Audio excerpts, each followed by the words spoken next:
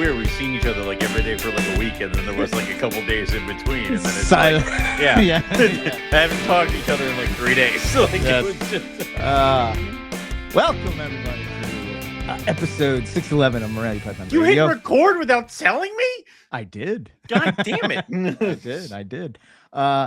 Tonight we're going to be joined by Robert and Stacy Moss of Moss Family Adventure, MFA.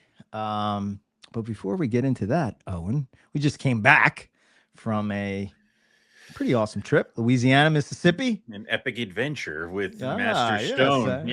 Yeah. So it was a good trip, I thought. Yeah. I had fun.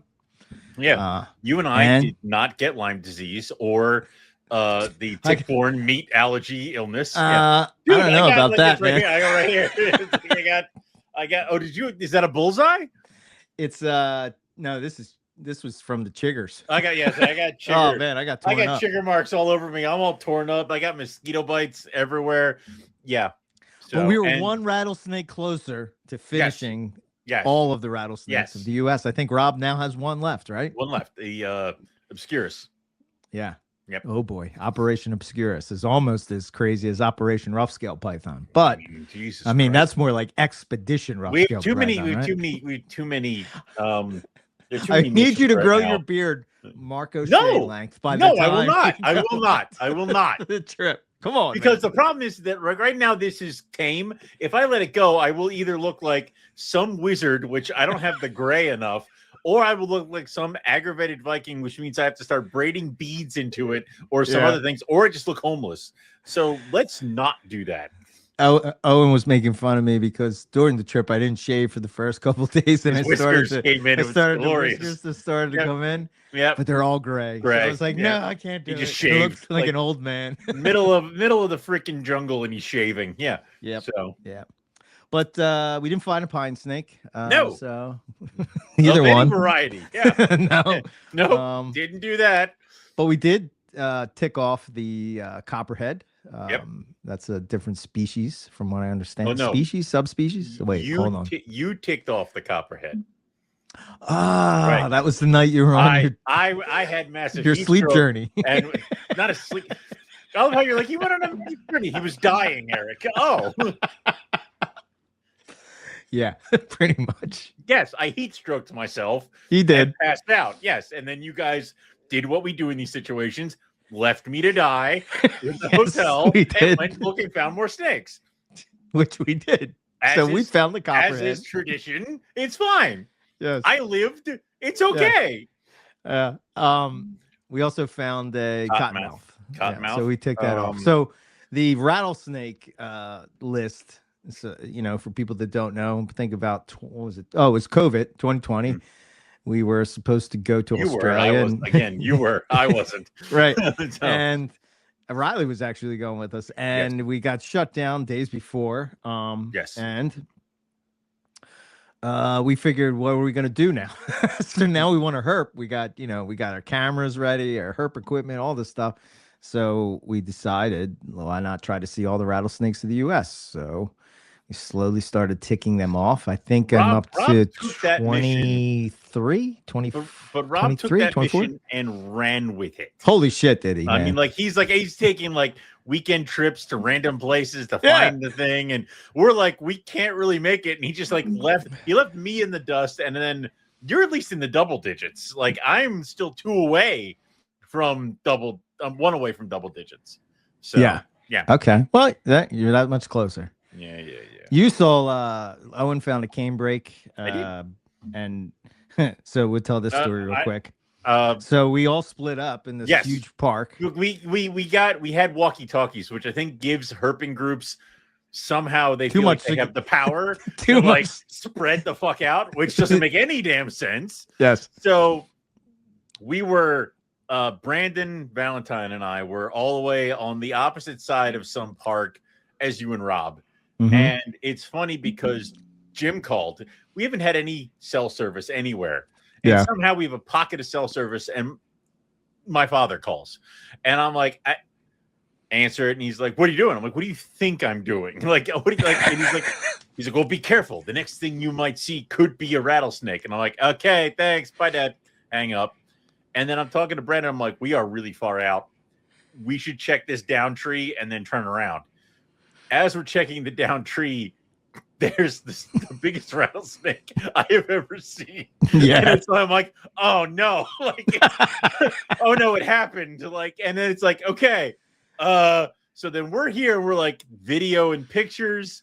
I pulled out my phone and I'm like, my phone takes crap pictures. So Brandon pulled out his phone, took a couple photos, took a video, and then the snake bolted. Like, it saw us, gave us a quick rattle of 17 buds on this rattle. Oh yeah, the rattle was huge. Huge. Yeah. So she gave us 2 quick rattles and then darted into this tree hollow, which then led to an hours-long adventure of trying to get in contact with you two. Yeah. To get you to come over to look at this tree stump where there was a rattlesnake.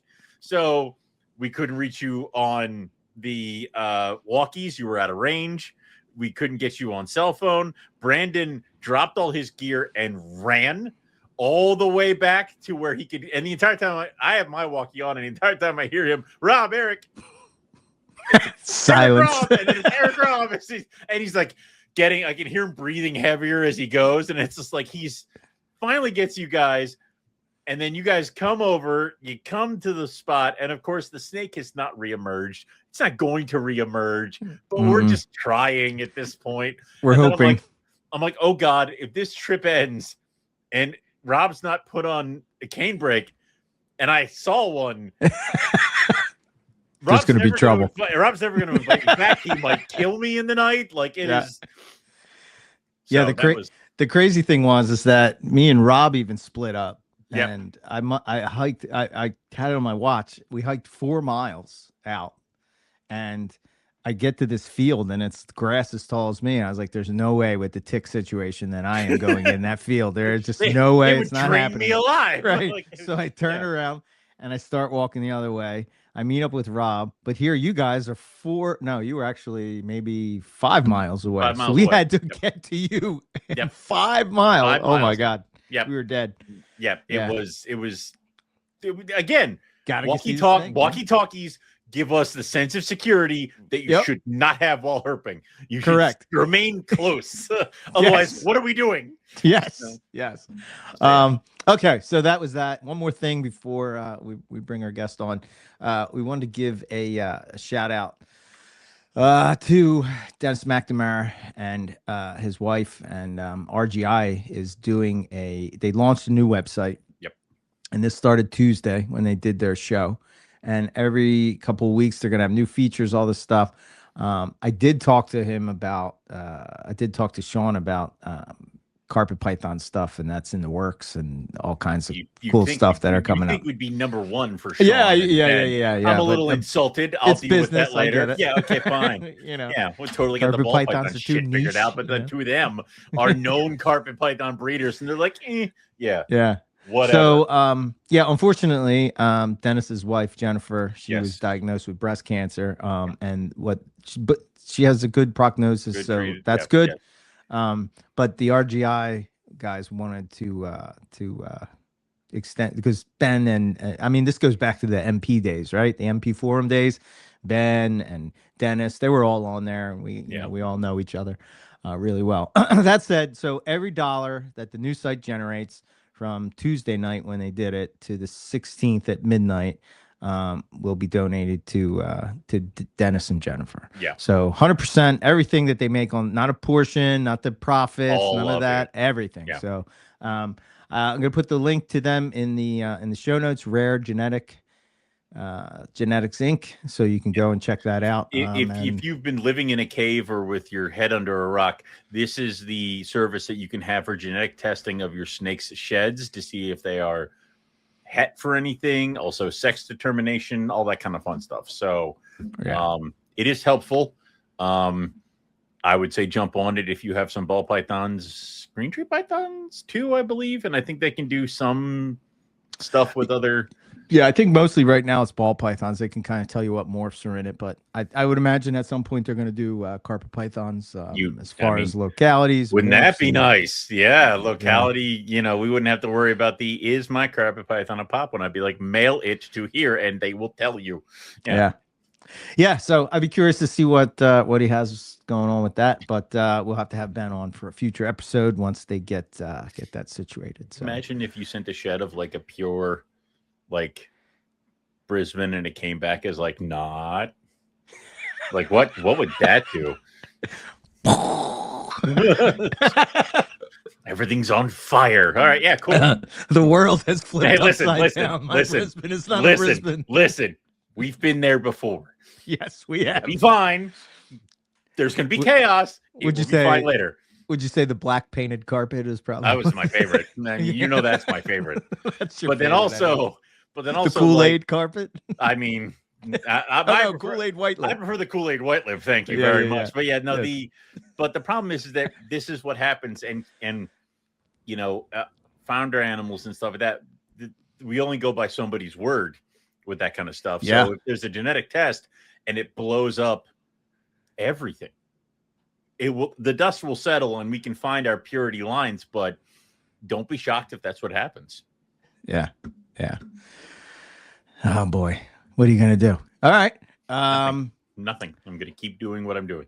Yes, that's what we all do. All right. So let's talk some carpet pythons. So let's welcome.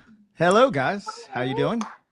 Great. Better than we deserve. Yeah, excited to be here. Awesome. Yeah, awesome. So I guess we'll jump right into it. Yes, into it, Owen. Yeah. We'll start with the origin story with you guys and reptiles. What started it? What led to where you guys are at currently? Wow, that's a just that small question. That's the worst one. Like that, Anyway. there are more here. No like, hi, how are you? By the way, life story. Yeah, okay. Yeah. Yes. Well, I will preface by saying we have to keep Robert like locked in because he does go tangent. So I'm right here like, babe, stay focused. She will be kicking me under the table constantly. Guiding me as a cowboy. That's the problem. Is we want tangents because those lead to good forks. So we will encourage that. So we'll be actively working against you. So she's like, no, what are you doing? You don't understand. So I don't get kicked so hard. Yeah. Good. You really, your reptile. Where did your reptile adventure start? With you. Okay. All right. So it was an easy one. Yeah. All right. Yeah. Nothing before. Nothing at all. Well, like as a kid, I think we had like a couple of turtles. I had some turtles were always my favorite because they're like the slow, gentle, chill. Like. I was like, yeah, that's me. Like, yeah. So something to not worry about. Yeah. Right. I always like tortoises, but my parents were not big reptile people, so we didn't have a lot of exposure to it. So my exposure to the real reptile world came whenever he and I got together, which was at the end of 2016. And when we started dating at that point, he already had snakes. So So were you reluctant about it, or was it just like, oh, these are cool, or like? Yeah, I thought it was cool. I was like, okay, this is cool because I, didn't have a lot of exposure to it before. So I was like, oh, this is different and neat, and like I'm here for it. I thought because I always like wanted to go see the reptile exhibit at the zoo, but my mom's like, no.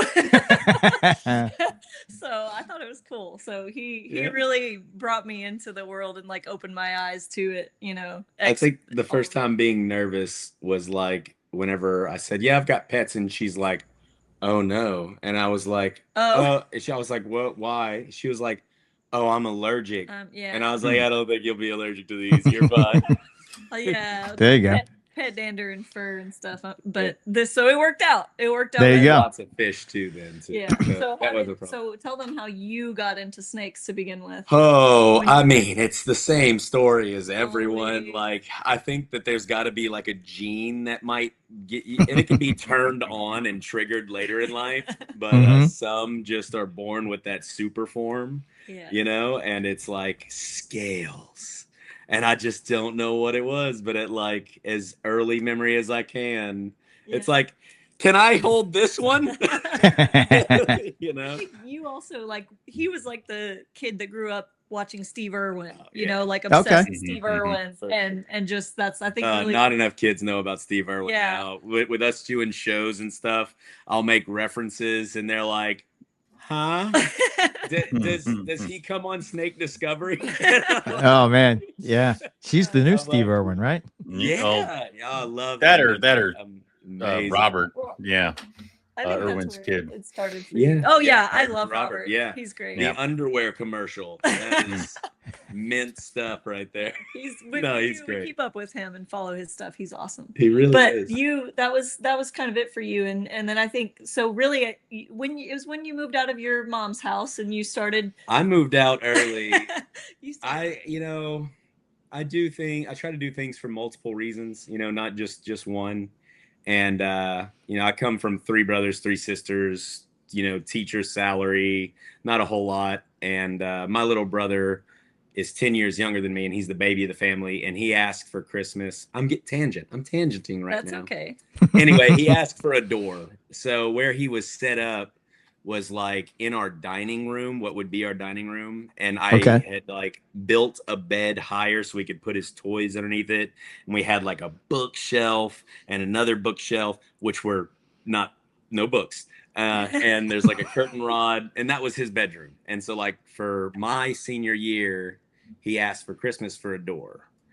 And I moved out at 17. And part of that was because since I was 7, my mom said no reptiles. So I was already bound for moving out. And then it's like, okay, well, here's another reason. And here's my, like, the initiate. And immediately, if my old Chevy Silverado could go to the Craigslist ad and make it to the Craigslist ad that the reptile was at, I was getting the new reptile.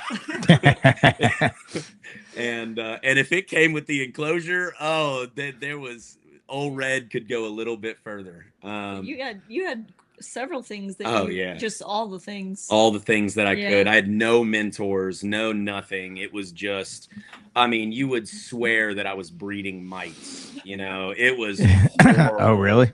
Oh yeah. If you don't know, like you don't know. As and sure. Major.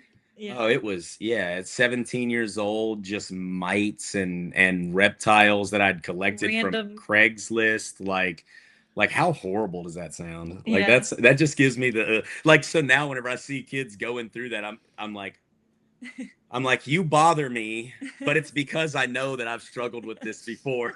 Sure. Come here, let me help you. Yeah. No, stay there, but come here.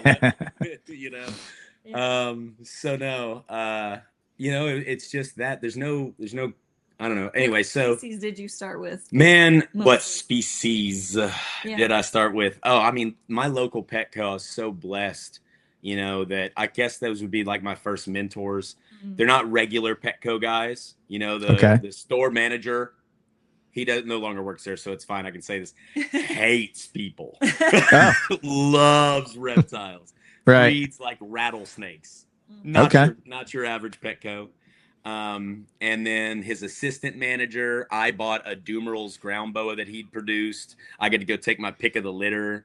That was one of my first. By that time, they had gotten a hold of me and cleaned up my mite situation and all that stuff. And, the Prevenamite treatment and all that stuff. But anyway, so Penny was her name. And then I remember one day going to him and being like, man, there's 3 retics that need rescuing.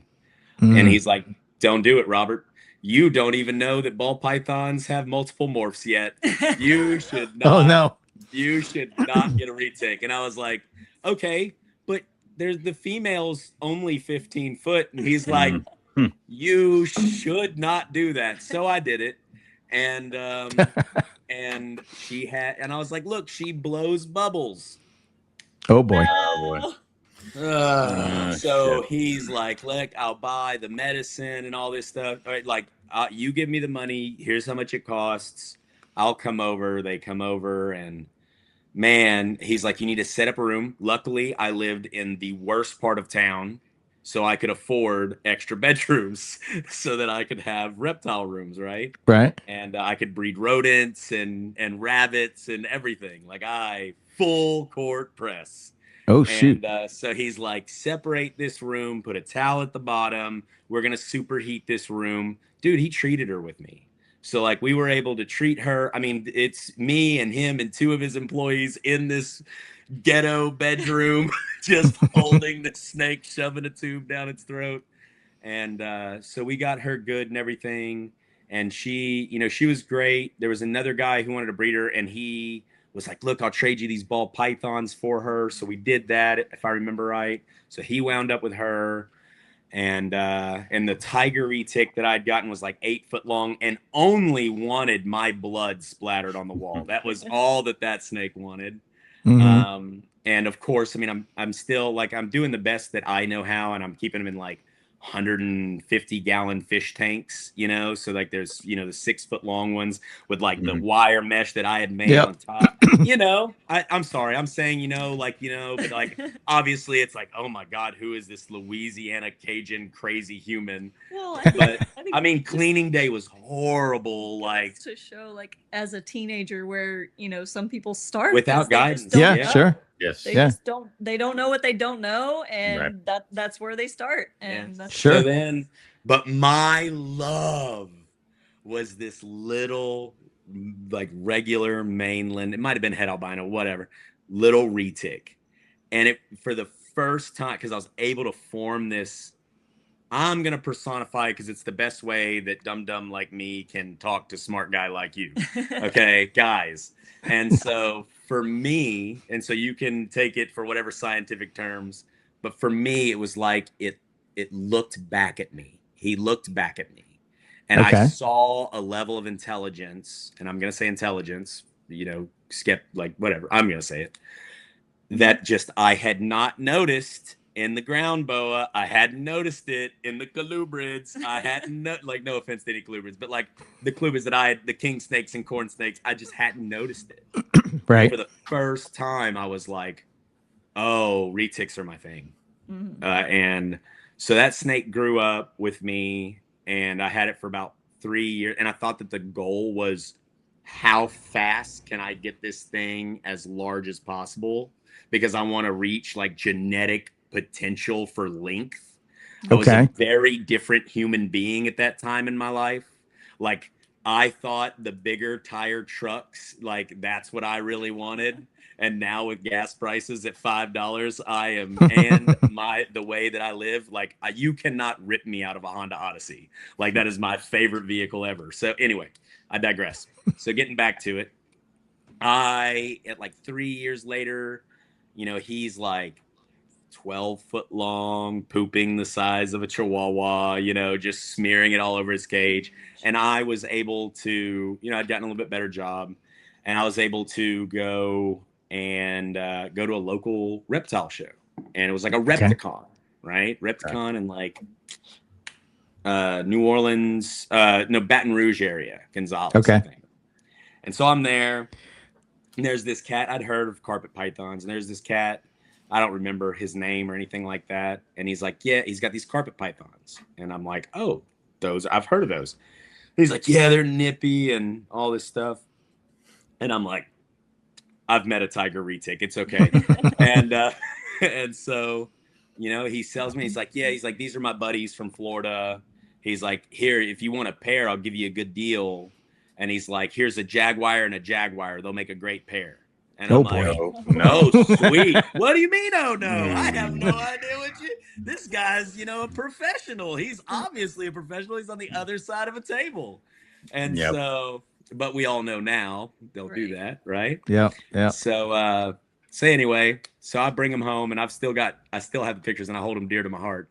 Like, I've got them like in the car, and they're like on my glasses and Bill the hat, and I'm seeing the intelligence that I saw in my retic that I know he has probably left a surprise for me at home, you know, for me to clean up whenever I come back, because I'm feeding him like multiple times a week. Like Oh, I shoot. am trying to grow Ooh. him as fast as, oh, it's horrible, guys. Do not do Yeah. this. Yeah. These things that I'm saying are in the past, okay? Yeah. I need you all to know that like no guidance is not the way to go in this world. You know, so but you're gonna learn one way or another, you know, Sure. if you're willing. Yep. And so yeah. So you got the I got them, carpets. and dude, 6 months later, you know, the guy said, you know, they're gonna get brighter. And I'm like, okay, Mr. Salesman, dude, they're like $150. Let's it's okay. Right. And but $150 was a lot of money, you know, like that was Sure. I cannot believe I'm spending this, you know. I'm Craigslist shopping, remember. And this is my first time buying from like a show. And so I get them home, and like 6 months later, they're getting brighter. And I see the personality of the retic in this pint-sized animal. Mhm. And not like I can turn my back on them, and I don't feel like I'm gonna, you know, if I even think about defrosting food, the retic's just like surfing the front, and I'm like, you know, you turn around, yeah. So anyway, that was a lot. That was a tangent. See, I told you, tangents, man. Well, that's where he Those- says carpets. That was the moment where he saw all of that personality, the looking back at you, the intelligence, and all of that in an animal that is a much more manageable size. Yeah. Sure. And, you know, Yeah. and then it was like, okay, this is it. And the This whole is- like ego of like I need a big truck and a big long snake. It kind of, no offense to anybody out there with them mud tires and them big retics, brother, you keep on. But Right. just for me, it was like, man, there's just more here for me to. So no matter the size of cage, so even if it's the same size cage, they'll make more use of that cage, right? So like if it's an 8-foot cage, the carpet's gonna get more out of it, I think, than the retic Sure. would. Yeah. You know, Mhm. if that makes any sense. Yeah. So anyway, That's how you wow. started. Then there's still a lot. I guess But that's how I That's started. how you started. Yeah. Yeah, that's how I started. That's how he That's how I started. started. And then, That's but how then you he also, in the same question, asked how that transformed into this. And then there's a whole slew of stock market crashes and successes and sales training and the love of my life stepping up and the kids and the opportunities and the people Yep. and the, oh my Lord. Yep. Yeah, there's So, yeah. how much tangent? Somebody could write a book about, you know, I think that's everybody. a good tangent to start on, and then we'll rope into other ones as we progress, so that we can try to see what other ones we can Sure. get going. Hopefully I can present to the people that I have learned past my first tangent, and I'm secure and safe enough to say those, because I think that if we don't share our mistakes, you know, Sure. and we hide those things behind gates, that we put people are destined to repeat them, you know. But the more that we're open about the mistakes and allowing, I would rather learn from not that you've ever made a mistake. I've made lots of mistakes, man. You know, I mean, The we've list is 13 rather years, learn from you 16 telling me years about of a your mistakes. podcast. We've definitely talked about them. They're all over the place. So yeah, Yeah, multiple episodes. yes, sir. So those, the things that y'all do and share those things in an open platform. Oh, it's so helpful. So I'm like, nope, just- I don't need to make that mistake. I heard about that one. Yeah, like So this past year, I had a terrible breeding season because I didn't prepare the year before. That's all. It's real simple. It's, you know, I think if I prepared for it, my head space wasn't right in 2025 and going in 2026. I just thought, they'll breed, but didn't work out that way. So If live and learn. It's always next year. You can have the best seeds in the world, but if the soil's not right, nothing's gonna grow. Yeah. Yeah. So I think a lot of people sometimes think that the, you know, breeding season starts like, you know, we'll always talk about it come October or something like that. But I don't know. I think it's going way into that, way before that, you know. Right now. Right. Yeah, right now. Right What now. are you doing right now? Yeah. What's, Correct. What's going Yeah. on right now? Most of my carpets have already laid their eggs, so now it's assessing females for next year. Yeah. You know, I'm waiting on all my clubrids are laying eggs, and I'm waiting on a couple other pythons that are not carpets. But this is when you start assessing for next year. Yeah. I've already got it all laid out. I already know which ones are going again. He's which a mad ones are scientist, this sitting. guy. Yeah. I love it. Yeah. That's awesome. Yeah, but that's neither here nor there. So with your guys' stuff, Yes, sir. now that you've moved from Retics, which was insanity, I don't want to say that I was ever Retics, but okay. You had it. Yes. You admitted to it. It's too late. It's on there. It's a black mark on the record. You were team Retic. I have a Retic, so I can say it. It's allowed. Now, moving on to the file. Yeah, moving on with carpet pythons now being the majority of your collection. What is your goal with them exactly? Like, what are you guys building? What's your project? Like, I'm Carmel's. Eric is, I don't know, the lesser Papuan. Lots of stuff. He's got brainworm. But what is your guys' mission for them? Yes, all of it. Got it. Cool. So where I've listened to you and I've gotten to know you over this podcast, right? We've maybe shared face to face us maybe 10 words, right? Something like that. As far as Owen and I. So, but I feel like I know you through the hours and hours that Stacy's listened to me listening to you, right? And so where you have all these different branches and then you find a branch and then you're like, wait, there are leaves on the branch that I could also go, and then there's another. The tree that we live on is carpet pythons, and our branches are just other carpet pythons and variations, and and all if it's carpet pythons, then the answer is yes. Okay. So whenever it comes to like what projects are we trying to hone in on, Stacy and Aurora have set in and they have the bug for breeding. I don't. I did it because I was told if you don't breed, then nobody will ever take you serious.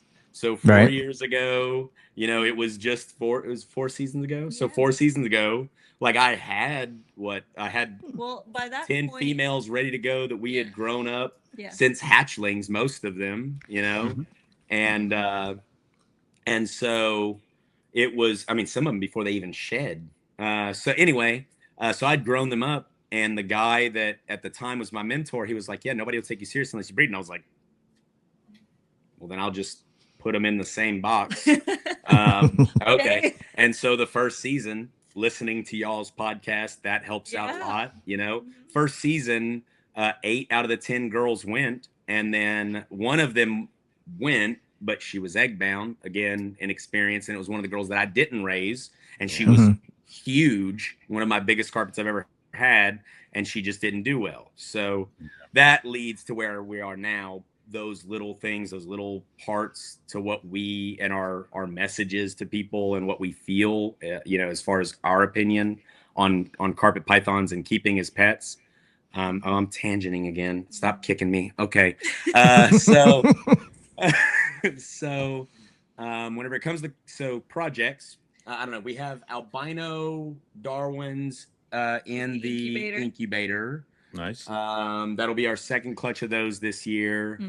We have in our outdoor enclosure, in Stacy's outdoor enclosure, she has it's a Priceline Lazic. And as you know, Priceline and Lazic, they're as much Lazic as they are Priceline, because Doug Price, who's no longer with us anymore, rest his soul, he brought in an unrelated female and bred that to a Lazic. So, but I was talking to the man himself, today, and he said, they're just as much Lazic as they are Priceline. And I said, well, what should we call them? Because she made a post, and he said, call him Priceline. I said, Mr. Humble.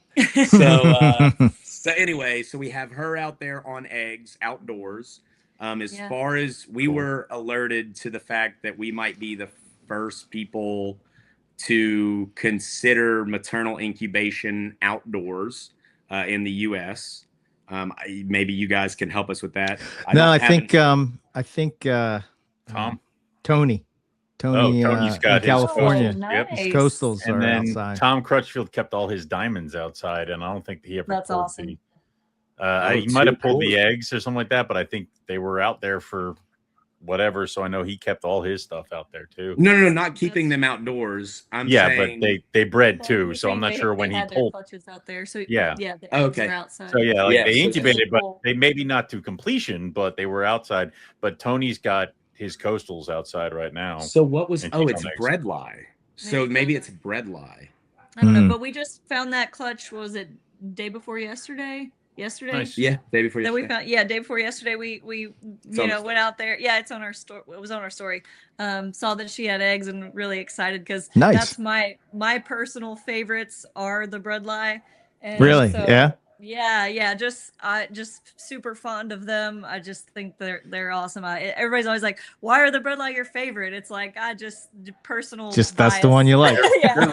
They're red. They're giant, and you have to drop a rock on it to kill it. Like, what's not to love? Yeah, It's exactly. a red carpet python. Yeah, come on now. Right. I mean, they do this like ombre thing, like so cool. Everybody's like when they're coiled up, everybody's like, "Is that 2 snakes?" It's like, no, just one. It changes. Yeah. So we just really excited. Those are my favorite male and my favorite female pairing. So. And they both happen to be like 12-year-old plus. Yeah, older ones. Priceline animals. So that's really cool to preserve that, especially because how much Casey means to us, and in honor of Price as well. So we do have his last holdback pair before he passed away. He was diagnosed in 2019 with cancer, so he had held back some animals from then, and we wound up with those breadlie as well. So those are in rotation as well. But anyway, so that if there's anything, so pure and lines and trying to hold those up. And then on the other hand, we have Aurora, our daughter who's 6, who as long as she wants to, dad will continue to make sure she will be the queen of inlands. She has a 20-foot long enclosure outdoors, nice, with a dollhouse in it. And, yeah, so she's got her inland, a couple pairs of inlands. That's kind of her thing. But over the last few years, a couple. Yeah. Over the last few years, we've had all sorts of different, pairings and projects, kind of. Yeah, both crosses and pure. And I think that as far as like honing in on one project, there's a lot. So we leave that to our curators and stuff, which I think we'll get into that at some point. Yeah, I don't want to. That's a whole nother tangent. I don't know if y'all are interested in that, but but anyway, so as far as what we're doing for breeding, we're really just supporting outdoor breeding. That's what we're working on. That's our passion. Observing like what we found whenever we put we were debating, like her and I really, it was a lot of thought, because there's not a lot of experience, at least, that we can call on for what we're doing. And then there's a lot of gatekeeping around it too, potentially.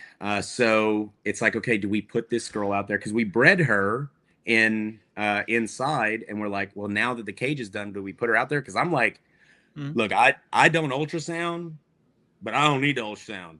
I've seen a gravid female. That's a gravid female. And she's like, well, if you're sure, I don't know.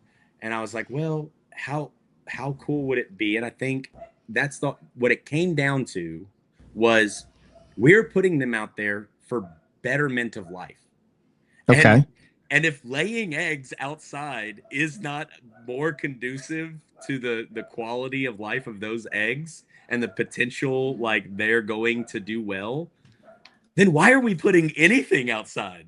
Like, if the foundation of making more of them is not safe out here, why are we putting any of them through it? So it's kind of like, but it's also the most fragile time in their life. So it's like, that was where I kind of was like, Stacy, just trust me on this one. And it came with some emotions and on both sides. And this was one where it worked out. Thank God it worked out. Good. I would have never heard the end of it. So I put the lay box out, and the first night, everybody, there's like 6 hides out there right now. We're going to add a lot more. and everybody had kind of gotten their own area, right? That we had observed for the nights before. Do you have And the multiple first- animals in the cage? Oh yeah. Oh, We okay. have right now six females, and we just put a male in a few days ago. Okay. So the first night it was just females in there, and that we put her in there, and we put the lay box, and I mean this lay box is like yay, you know, big enough for her. And I'm looking around all the other hides, and I'm like, where is everybody? I'm drinking my coffee, and I'm like, I don't see the little butt, the tail hanging out right there like I normally do.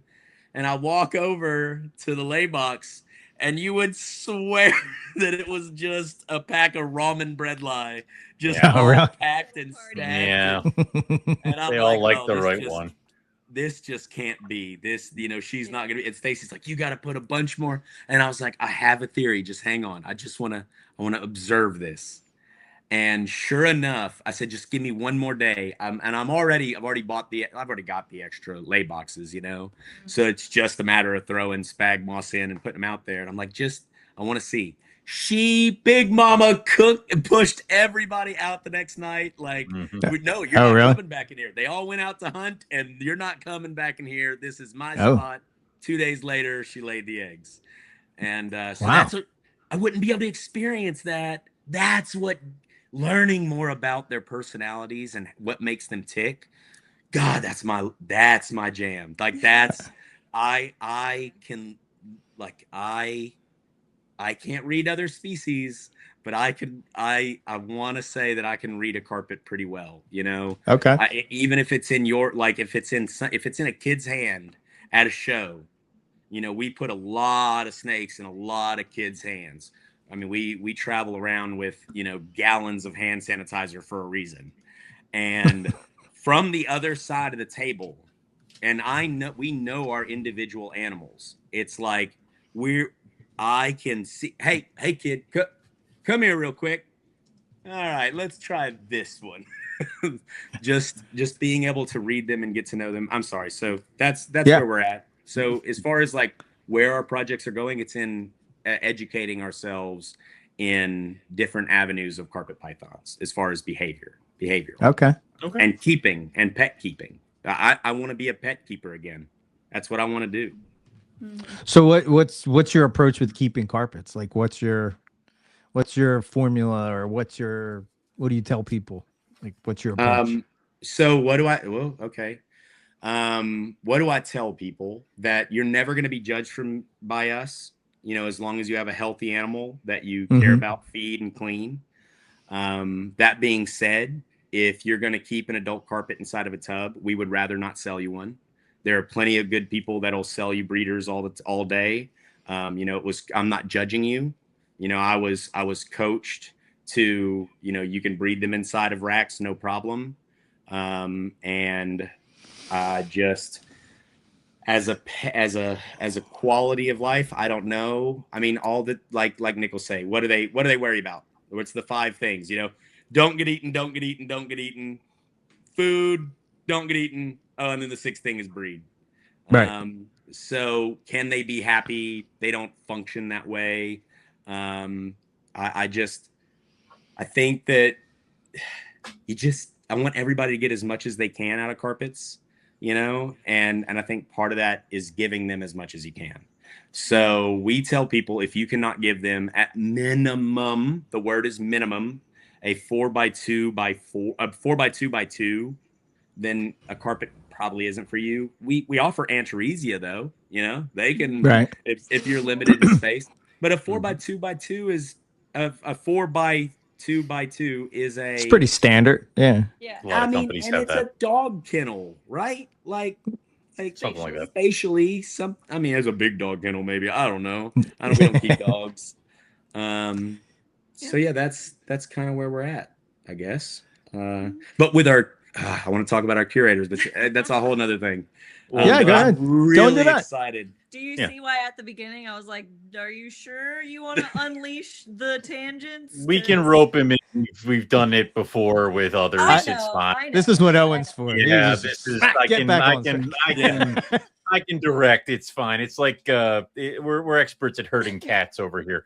So good. Well prepared. But real quick before you go Meow. on to the curators, though, as far as like 4x2x2, but do you offer any guidance as temperatures, humidity, anything like that? So humidity, we tell them that look, the internet's going to get conflicting answers as always. And for us, we don't check humidity, never have, in general, fresh water seems to be the most important thing. It is pretty humid where you're at, though. Yes. Correct. Right. And so this is where before I Yeah. said, now we're from Louisiana. Yeah. And then I found out that there's multiple people in Utah that you might know that also don't check humidity. And it's dry in Salt Lake City. And Colorado and other places. We sold animals in Chicago and we met people up there and they were like, no. And then I talked to a fellow in Canada that has quite the collection. And he said, no, I don't check that. And then I'm like, so it's not just Louisiana. They peel perfect as long as they have good fresh water in general, right? I push back on that a little bit. I'll tell you why. I used to think the same thing, and a lot of people push back on me with this because they say I'm crazy. But he is. It was almost 90% humidity every time I saw a carpet python. Now, I'm not saying that they need it, but you were talking earlier about learning about them. Yeah. They don't need to be in a 4-foot enclosure because clearly they breed in racks, right? But somehow humidity seems to be this thing that we just like, we're not doing that. And it drives me a little, I don't know. That's his hot button. I want to. No. Okay, I'm not gearing it towards you guys because I'm just putting my thoughts out there of it, right? Yeah. I was the same way. Humidity doesn't matter. They shed right. They do this right. All the things happen right. There doesn't seem to be any issues. All this stuff. There is one issue that carpets do get, and I don't get that anymore because I pay attention to my humidity. But when they would go into the shed, I would constantly have people texting me, getting in touch with me, and I know you've had this too, Owen, and I'm sure you guys have had it as well. All of a sudden, it sounds like my snake has a respiratory infection. The little because whistle. it dries out in the nasal, right? To me, when it's wintertime and I am suspect to that, it happens to me. It dries out as soon as the humidity in the house. I can't. My nose hurts. My throat hurts. All this stuff hurts. So again, they don't need it to shed, but why do we? I don't understand why the carpet community kind of like. No, you don't need that. I don't know. Anyway, that was my tangent. We can go back. Yeah. No. So this is it. If this is something that we need to educate more about, and even just give that opinion. This is just my opinion. Yeah, this is him. But don't worry about that. No, we should absolutely respect our elders. Yeah. Ow. Yeah. It's the gray hair. Yeah. I'm sorry. I at least take that into consideration. So for you, it's because you can hear them breathing whenever they're about to shed, and that on top of it's humid, but then you personified it to like, well, I don't know. It's 90% humidity here, and I live here, and I don't know why I stay here. It is very humid and lots of bugs. Sure. So, man. Again, it's not that I'm saying that you have to You just don't agree. I'm not saying that anybody has to apply humidity to their cage because I think if you're in a spot. Typically, if you have your snakes in there's some kind of humidity going on. Yes, in Utah, it's lower and all those things. And, for green trees, I think it's absolutely important, right? But there's carpets where green trees are at. So why is it absolutely needed for the scrubs and the green trees, but the carpets don't get it? You know what I mean? I'm just trying to be consistent on what I think, right? And it's like, I don't know. I believe that was buried into our brains early on in the days of carpet pythons because I feel it was almost like a selling point that we did. It was like, you don't have to worry about humidity because you did with ball pythons, right? Ball pythons require humidity. They have to have that. Whereas carpet pythons, I think you know what really triggered this in my head for me a while back. I would love to know. When we had who's the guy that produced the tiger head Xanax, Owen? The tiger head Xanax. You bred the red tiger. You have animals from him, I believe. What? I don't He's know like, where I my have animals animals come from from. everyone. I don't have animals. He was You like get the one of hell out of first- here. I can't believe I can't remember his name. What? Anyway, he does the turtle podcast. Turtles have podcasts now? Yeah, they do. Oh, Anyway, weird. okay. Anyway, he said to me that a lot of times what we were saying on NPR is that carpet pythons are bulletproof. And he said that I think that you should rethink the way you're saying that, because it's going to have people keep them in a way that's not the best, let's say. Yep. Right? Because they're always going to say, oh, well, carpets will be able to get through that. And they do. So the debate would come in, do they need it or do they not need it? Is it something that is a help? Like, does it feel good? I don't need a swimming pool, but when it's 90 degrees and it's hot as hell, it feels good to get in a swimming pool. I don't need it to live. I don't need it to breed. I don't need it. You know what I mean? I don't need that. But baby, a requirement Go that I have for life is I need a pool. I need you to go further. Peel the onion back one more layer, Eric. Yeah. Papuans are from the same place that white lips are from. So Correct. White lips need a mass amount of humidity. It's Right. 100%. They always say it. They will need it. But the other animals that live in the same freaking place don't. Right. You see, and again, Yeah. it's just trying to push the needle forward.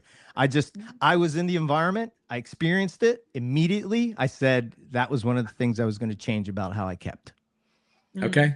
There's just I'll quote a scientist that's in the hobby, and he Which said, one? We might know them, and I'm sure you do. And if we don't agree with them on personal levels, all of the people we'll yell at that him. come- I'll call them right now and yell at him if I don't agree. I think he's on this channel right now, recording he a might thing on be. his own. So, What'd he say? he said that one of his buddies said, that way to be clear. So he said that one of his buddies said, who was also a scientist, said that whenever you remove, his idea was that whenever you remove an animal from the wild, Sure. it is no longer that species. Sure. Dear Justin, Ben said, Yes. Yeah, I remember the debate on the MP forum about it. Yeah, 100%. I remember. Is interesting because that's. I'm sorry. Go ahead. My bad. No. You remember the debate? I want to hear. It was just where do basic. you land on that? he probably has printouts of the debate in a binder. I do. I think. Do not show them the binders, please. Yeah, no, I Can won't. we not do that right now? It's yes. Where do I fall on that? I think there's truth to that. Yeah, I think the more you breed, it's going to be farther away from what the wild was. I think that like we're feeding carpets now as babies, rodents, and most of them, for the most part, they take them pretty readily. Can't talk. Readily, readily, yeah. And I think that's because they're on that road to. I'm not saying they're domesticated, but it's on that road to sort of shaping it to what you want it to do rather than what it's supposed to do. Let's say, you've changed that because carpets are eating skinks and frogs. That's what they're eating as babies. At least that's what's been said that they're eating. And for those trickier, in the earlier days, it was trickier to get them to go. We had to do the chick down. I don't really have issues with it anymore.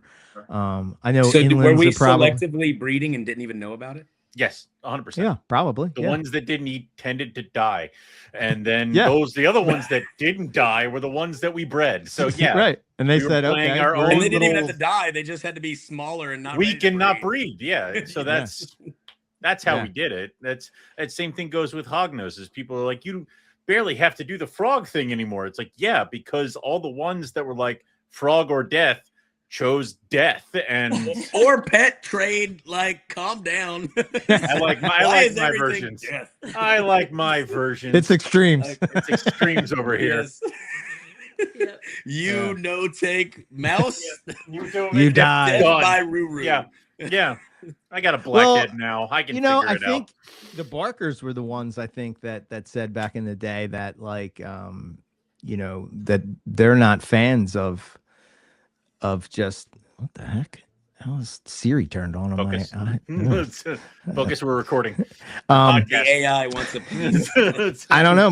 All of a sudden my speakers are talking to me. Just ordering a pizza. Yeah. I think so. I don't know. Yeah, awesome. Stop talking. Here's you, Owen. Excellent.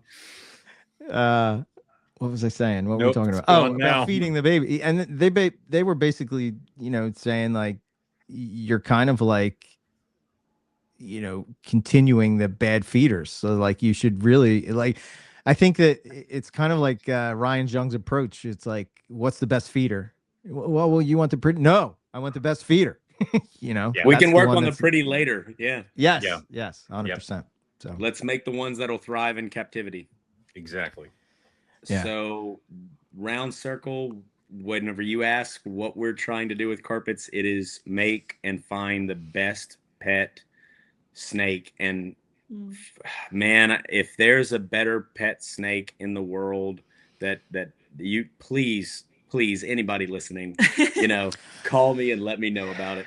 I think Forest Cobra doesn't fit your box of best pet snake. I have met some people that I would recommend that to. Okay. Let's just say it's an option. Never. Okay, Forest Cobra is still an option. Got it. Yes. All right. For certain people. For certain people. Maybe a few. The 1% evil people in the world. Yes. Yeah. There Forest you go. Cobra. Exactly. All right. Yep. Do you have now? We know that Stacy likes breadlie. Yes. Do you have a favorite carpet python? It can it can be an individual, a subspecies, a mutation. He's not gonna like this answer. I know him. Probably won't. If it's a pop one, I mean, I know know what this is over. He's gonna hit the eject button. I will. Oh, no. This is why he won't let me have buttons. I have no buttons. Yes, he has no buttons. I would don't worry. Totally do these things. Okay, so it's I have a least favorite. Oh, and that's I know. I get it. I get it. What's your least favorite? Least favorite. It's because of the size. It's because of the size and the growth spurt. Jesus. I'm sorry, bro. I'm sorry. Are we? Serious? A least favorite is a coastal carpet python. Yep. Now my Siri's yelling. It did not like that. They didn't like that. It's not. Listen, there's different flavors. All right. All right. I'm gonna stretch out. So wait. I have to. So you're getting coastals that are bigger than jungles? I've noticed the growth spurt that the coastals like beg for. I can feed, like, they need it, and I've seen it, and I would say, and I'm confident to say this because it's not just been in my experience. There are people who have been doing this for much longer than me that have told me the same thing. Like, they throw what they would throw to everybody else that's the same age, and they are just, it looks like you didn't feed them anything in 2 days. And you're like, okay, going up in food size, you're not going to be okay to be just kept healthy because you need it. And coastals fall into that. Like, they need to be a little bit, at least during that growth spurt time. And it's usually around, and I don't know if I want to say that it's an age or if it's a size that they get to that then triggers it. Maybe you can help me. Or am I just talking crazy? Have y'all? Yeah, I mean, it's insanity what I'm listening to. And I'm going to break you now, which is unfortunate for you. Break me. It's okay. My adult females, the ones that have laid 13 plus eggs for me this year, 7 foot max, maybe big around, and they eat medium rats. Yeah. I'm not talking about adult inevitable size. I'm talking about like, and 7 foot, like, jungles. I've met jungles. I have a 7 foot jungle. But the thing is that they're 7 foot. They're never. I think most of my girls are about 6. Let's be honest. You can push just about any carpet. I had a 10 Oh, foot. yeah. 7 foot. Yeah, Like- yeah. Owen had one that was 12 foot. Yeah, I had a 12 foot Yeah. coastal. Yeah. I'm talking about whenever we are feeding them as pets to keep them smaller, like what somebody who wrote books talks about. Yeah. And it's like there's a growth spurt that I've seen in coastals that I haven't seen in others. And Interesting. and I'm just like I'm a personality guy, and I know that jungles, everybody gives them a bad rep and everything like that. I really do. And I'm not saying that they're any better, but I'm not saying that they're any worse. Right. And I just don't, there's always individuals, right? Like they are like, whenever they're like, oh, zebras are psychotic. It's like, okay. Like but you know what I've kind of noticed, and maybe you guys would agree. Owen, you probably won't. You're right. Is that zebras seem to be more high strung. They're just hyper aware. They're just mine is as dumb as a post. Oh, okay. So you got the special one, right? Yeah, I did. You got the yes, I did. That class. Special in more than one way. Exactly. Those wildline animals are just idiots. No, it's the maybe. Hold on. I mean, I would say because the wow jungle. She's a wild, pure jungle. Okay, that's what you're. Okay. No, she's The issue is that I think with original zebras, I think maybe there was a little bit more snappiness or psychoticness, but they were also bred quick. But I don't think any zebra I've owned or produced has been any worse than anything else. But of course, I'm over here and it's like carpet python, white lip, and white lip, Argentine boa. So it's like I don't. But we have a white lip that was captive born southern white lip, and she is the sweetest little angel. Southerns are usually calmer. Oh, you do have the northerns. I have everything. Yeah. But you have more northerns, and I'm probably getting more northern eggs in like a week. So, but I will say that out of my 2 southerns, I have a male that is a puppy dog that's a wild caught, and I have a captive born and bred psychopath. So I don't think. I think you're tipping it to like there's individuals. It is. What I've noticed as a whole is that if something's going to be more high strung, if I look at a zebra more times than not looking at anything else, it's been a high strung animal, just hyper attentive. You touch it and it whips around real fast for longer. They kind of remind me of a scrub. Zebras. Hang on. I have they kind of have like that bull crap. Like, come on. What? A zebra versus no. What I'm saying is it reminds like they're I've just done crosses when it comes to zebras. But they have been feisty for sure. Yeah. No doubt about it. Yeah. And it reminds me of that where they do that the S and they're like kind of like moving it like that. Like a scrub. That's what I'm saying. Oh, okay. Okay. Yeah. Yes. Owen doesn't believe me. Go ahead, tell me. Well, the worst animal you're gonna prepare to just get like the worst animal I've ever had. The worst animal I've ever had was a Macklot's python or a water python, sliasis. Yes. Yeah. We have a Macklot that we named He Who Shall Not Be Named. Yeah. And it's pretty bad. My worst fight I've ever taken was from that. That is the most high-strung animal I have. I had to cover her glass to prevent her from bashing her face. Scrubs are intelligent as shit, violent, but intelligent. They're more like a supervillain than anything else.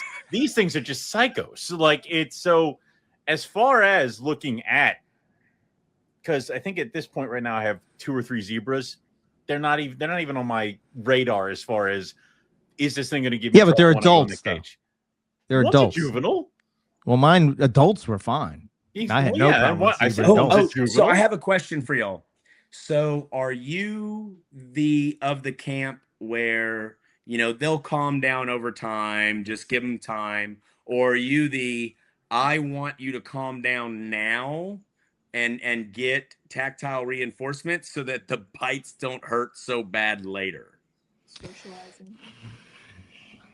I You don't first. care. I asked a good question. I don't care. I got a sigh. Snake hooks were invented for a reason. So, and I kind of pull the snake out and do whatever, but I'm also not of the camp of I'm going to try to calm it down, because more often than not, they do as they grow.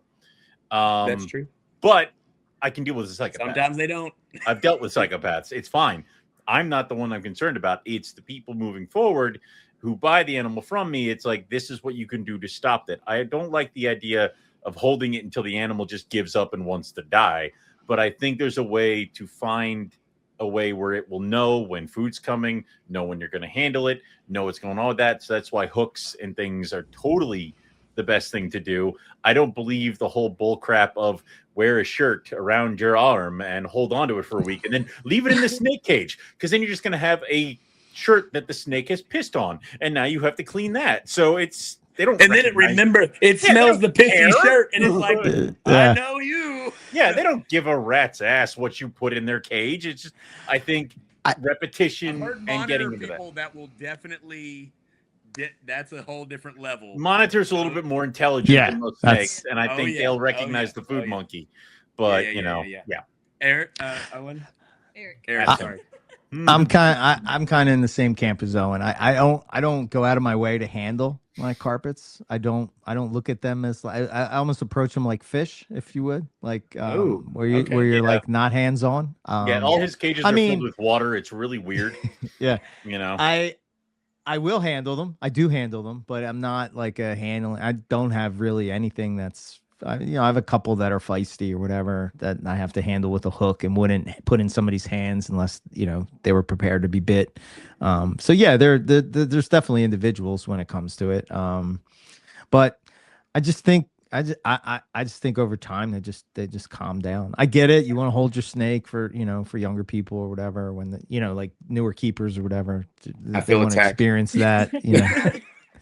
No, I didn't mean it like you. I was pointing at you, even though it's I okay. did that. My reader here. It's okay. No, It's okay. but that's why individual. You have certain animals that you guys would feel comfortable handing off to somebody, and then you have other ones where you're like, not this one, or maybe not this one or that. So I think poplins have been pretty feisty as babies, in my experience, and then I don't know, adults are pretty chill. Everybody seems to chill. Everybody seems to chill when they hit about 2 or 3. Tiger carpets, in my opinion, are a little feisty when they're babies. Yeah, they are. All right. You got a couple of them. Clearly, coastals just are not for the weak. Okay, so that's what it's coming out to. I think most of my collection is coastals. What are you talking about? Now I feel better. I don't understand. Well, because you're a manly man. I fixed you. I fixed you in your collection. What's wrong with you? Yeah, but what I'm saying is like I as babies, when they're first hatching out, I like them to be feisty because they're usually easier to get going. Yeah, in my opinion, in my experience, when they're already in the position ready to go. Then it's gonna be easier. Love whenever they go and they like grab, and that they just grab to scare you away, but then they have something in their mouth, and then you watch their brain like, okay, and you just slowly close the enclosure, and you're like, exactly, please just eat that. Yeah. We're getting to the point where I'm gonna get stuck feeding snakes who's gonna be holding there, and then as I close the drawers, it's gonna stop eating, so I'm just gonna stand there and waiting for the snake to just finish eating. Then I can close the bin and move on to the next one. So it takes hours at a certain point. So hours, days to feed babies to get them started if you have enough.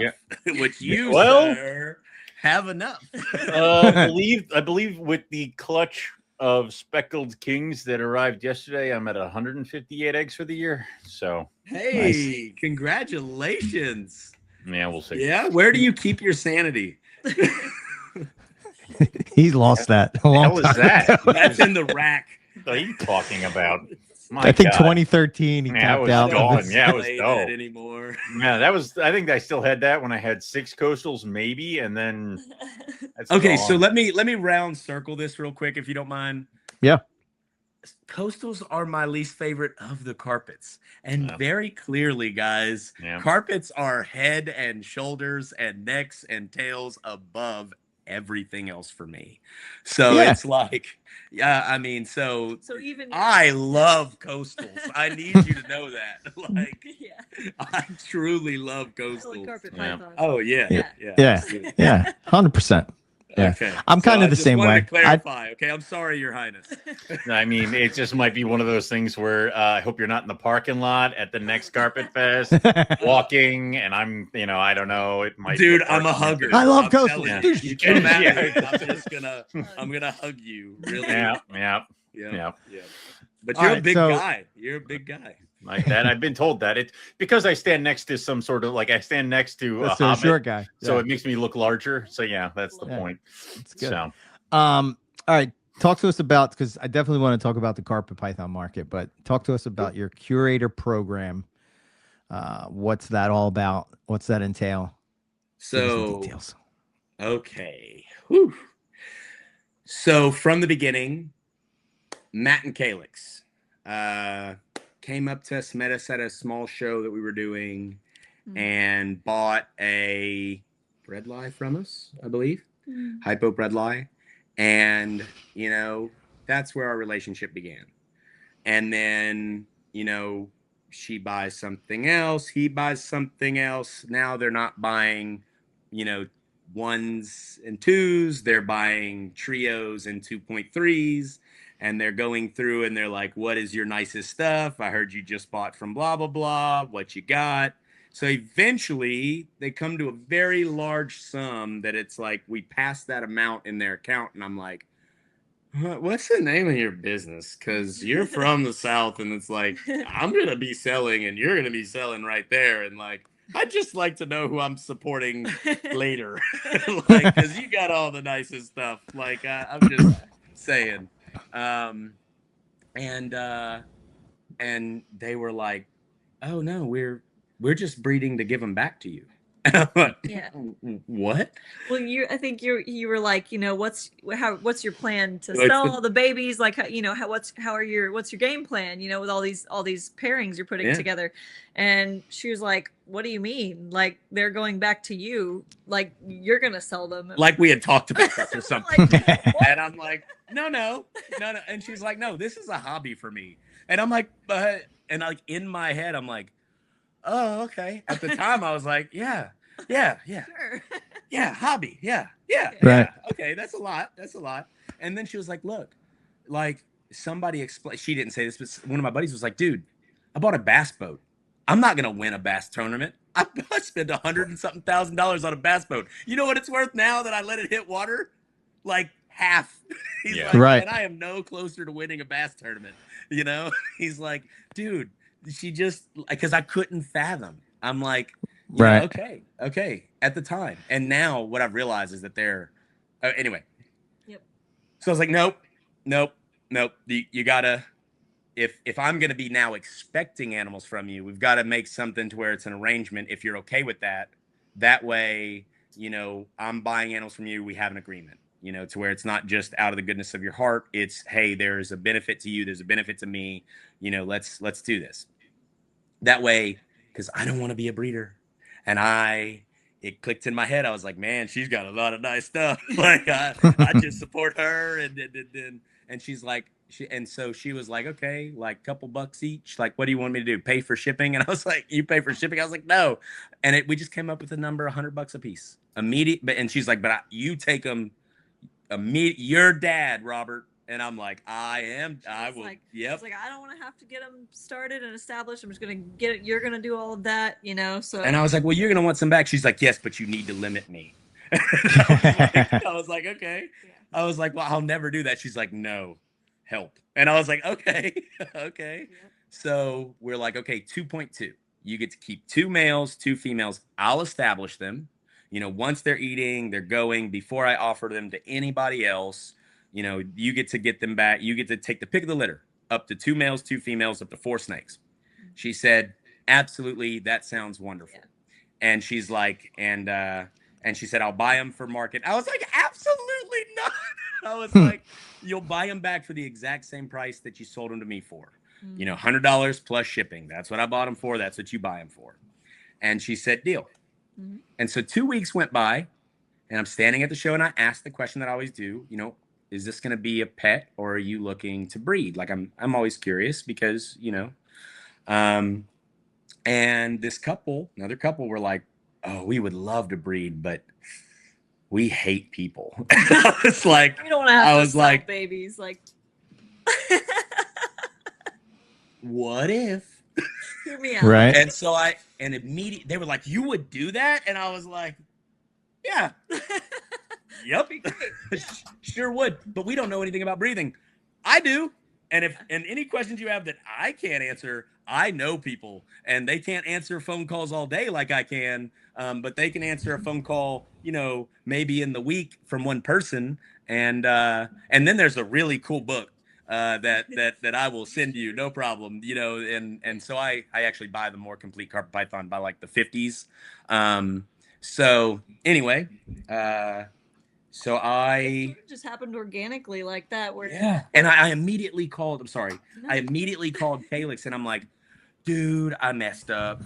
I was like, I feel bad because I just offered this person that's never done anything the same deal that I did with you. She was like, new family members, and I'm like, the motto that we have, which is join the adventure, join the family, literally was like, we spoke it and then it became. It started happening organically. Like, what in the reality are we living right now? Like, how is this mind altering experience? I don't want to go into all that. So yeah, so we had people in our community, customers of ours, that were interested in breeding, and then they are like, you know, look, we don't want to have to do the work of like getting them all established, setting them all up, traveling, selling online, setting up a platform, going, you know, setting up a table. Like, we're not interested. They're just interested in the experience of breeding. Answering phone calls at 1 a.m. Right. My snake's not pooped in a week. Right. Right. It's 1 a.m. We're like, hey, you know, like, our thing is selling. That's what we do. And so it worked out. And you know, he always says this thing of like, maybe not everyone who breeds should sell, and not everyone who sells should breed. And so it kind of just formed into this relationship where they get to have the experience of breeding, and they want us to sell the babies and establish the babies and then sell the babies. And so that's what we do. And it's been growing, and we've got, you know, quite a few people who are excited about that project. And so it's really cool because now we have a network of collaborators, in a sense, who, you know, we've got someone, you know, producing these here and those there. And so it's really cool to see not only just like how it all kind of came to be, but also how those people each have their own particular goals and projects that they're interested in, right? Like, some people are like, oh, I'm really, you know, into the xanthics, and I want to make xanthic granites, and I want to make this and that and the other. And so it's cool to see, like, what are you guys working on? What you guys are doing? Bread lies. You guys are doing, you know. And then just the sense of community and everybody coming together. And it's like, they know each other, and they connect with each other, and it's really just grown into a true community. And it's so cool to see how, you know, I'm gonna cry. yeah. I couldn't put this plan together. Yeah. I couldn't put this plan together. Yeah. It was something that just came. So how do you, like, what's your approach as far as, like, I'm just trying to think, like, in my mind, how, when I'm thinking about breeding season, I'm thinking about, you know, specific things, you know, and I'm thinking about the market or whatever, you know what I mean? Like, this doesn't seem to be as good as it was. Like, an example I can think of is like albino super zebras, right? To me, it seemed like every time I went down that road, it just ended in disaster. A lot of people were having the same kind of disaster. So like, I sort of abandoned that because I didn't want to sort of waste my time. But like, I'm trying to think, like, how do you know, are you planning it, or is it just everybody's just breeding and then you're getting the babies back? Do you know what I'm trying to say? Like, is it like, how do you go to a show and sell? Is just, you got what you got? Like, you got what you're getting that season, and then you just make the best of it, basically. Yeah. Right? Yeah. Okay.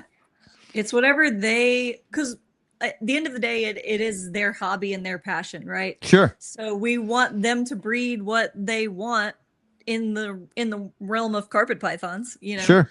and Yeah. they each have their own thing that they're into, and Ideally, we always have Do you- everything available. that would be Yeah, maybe that that's would the be better way awesome. to ask the question. Is it like with certain people, are you curating like in my mind, I think everybody wants to do albinos or jungles or something like that. So you're overwhelmed with these two groups where like some of the other carpet python groups, maybe you're having a hard time representing. So you sort of try to find a way to fill that spot or no? Wait, what? Do you mean like heavy on one thing? And Yeah.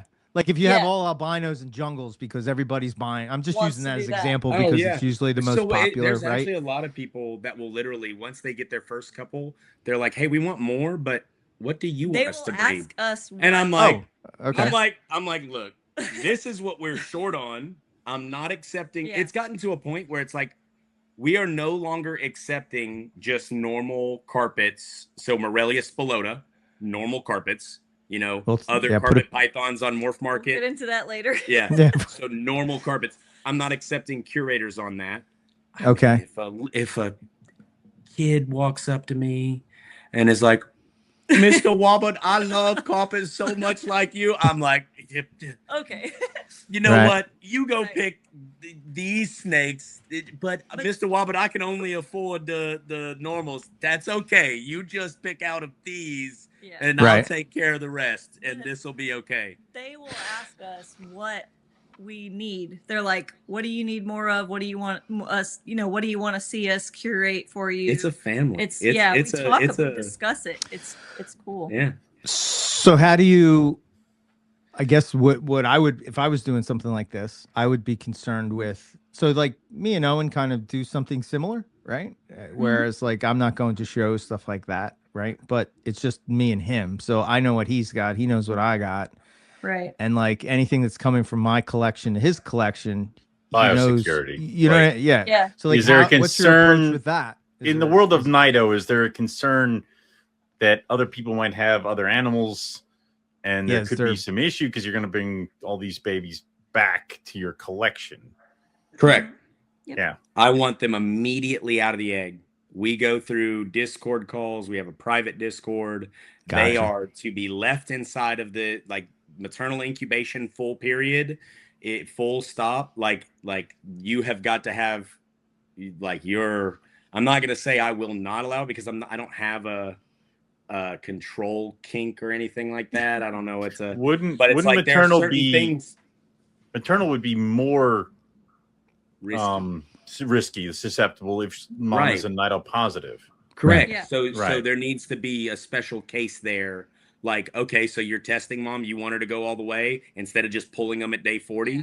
He's saying Right. they should pull them. Yes. Right. Yeah. Right. Yeah. Yeah, to be Right. very clear. At day we 40, say- it's normally, again, there's still a risk because normally, now there is no passage between the egg shell and correct. stuff like that. But if mom has the eggs, I think at any moment, if she's a Nido positive animal, she could. But then as it gets to how long does the virus stay alive on the eggshell? Right. 14 right. days. Okay. 14 There you days go. is as long as the There you envelope go. survives. So, all right, Yeah. that's fine then. No, is it? Teach me. me dumb. Me Day big thing, 40. Other.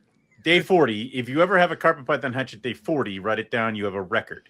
So if you're pulling the eggs at Yeah. day 40 and then they don't hatch till day 60, I'm pretty sure you're past 14 days. So Yeah. there you go. But if Yes, mom's sir. going to take them all the way and then you get those cute little photos of like mom sticking her face up by them, Yeah. It's That's not where that I would have don't- concern. and look, there are people that are reputable that do it, but there are things that have to be done Yeah. for that to be a safe thing. Sure. Yeah. man. If that and man, I could get into okay. Oy vey. All right. Yeah. So okay, what other questions? So immediately out of the egg, I don't want Yeah. them setting it up.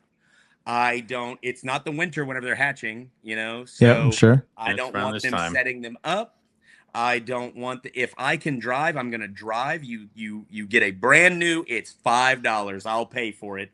A Sterilite tub, and you put paper towels in the bottom and a cup if it's gonna be over the weekend, until you can ship the next day. Like, you do not touch those animals Mhm. other than to put them into the box. And we coach all of our curators on this. We walk everybody through from kids to seasoned veterans. Well, I want to sex them. Please do not sex them. Like, please. Right. Well, I'm going to hold some back. Okay, can we jump on a Discord call? Like, I just want to make sure, like, as much as I can, like, I'm weird, man. I'm real weird. And you know what?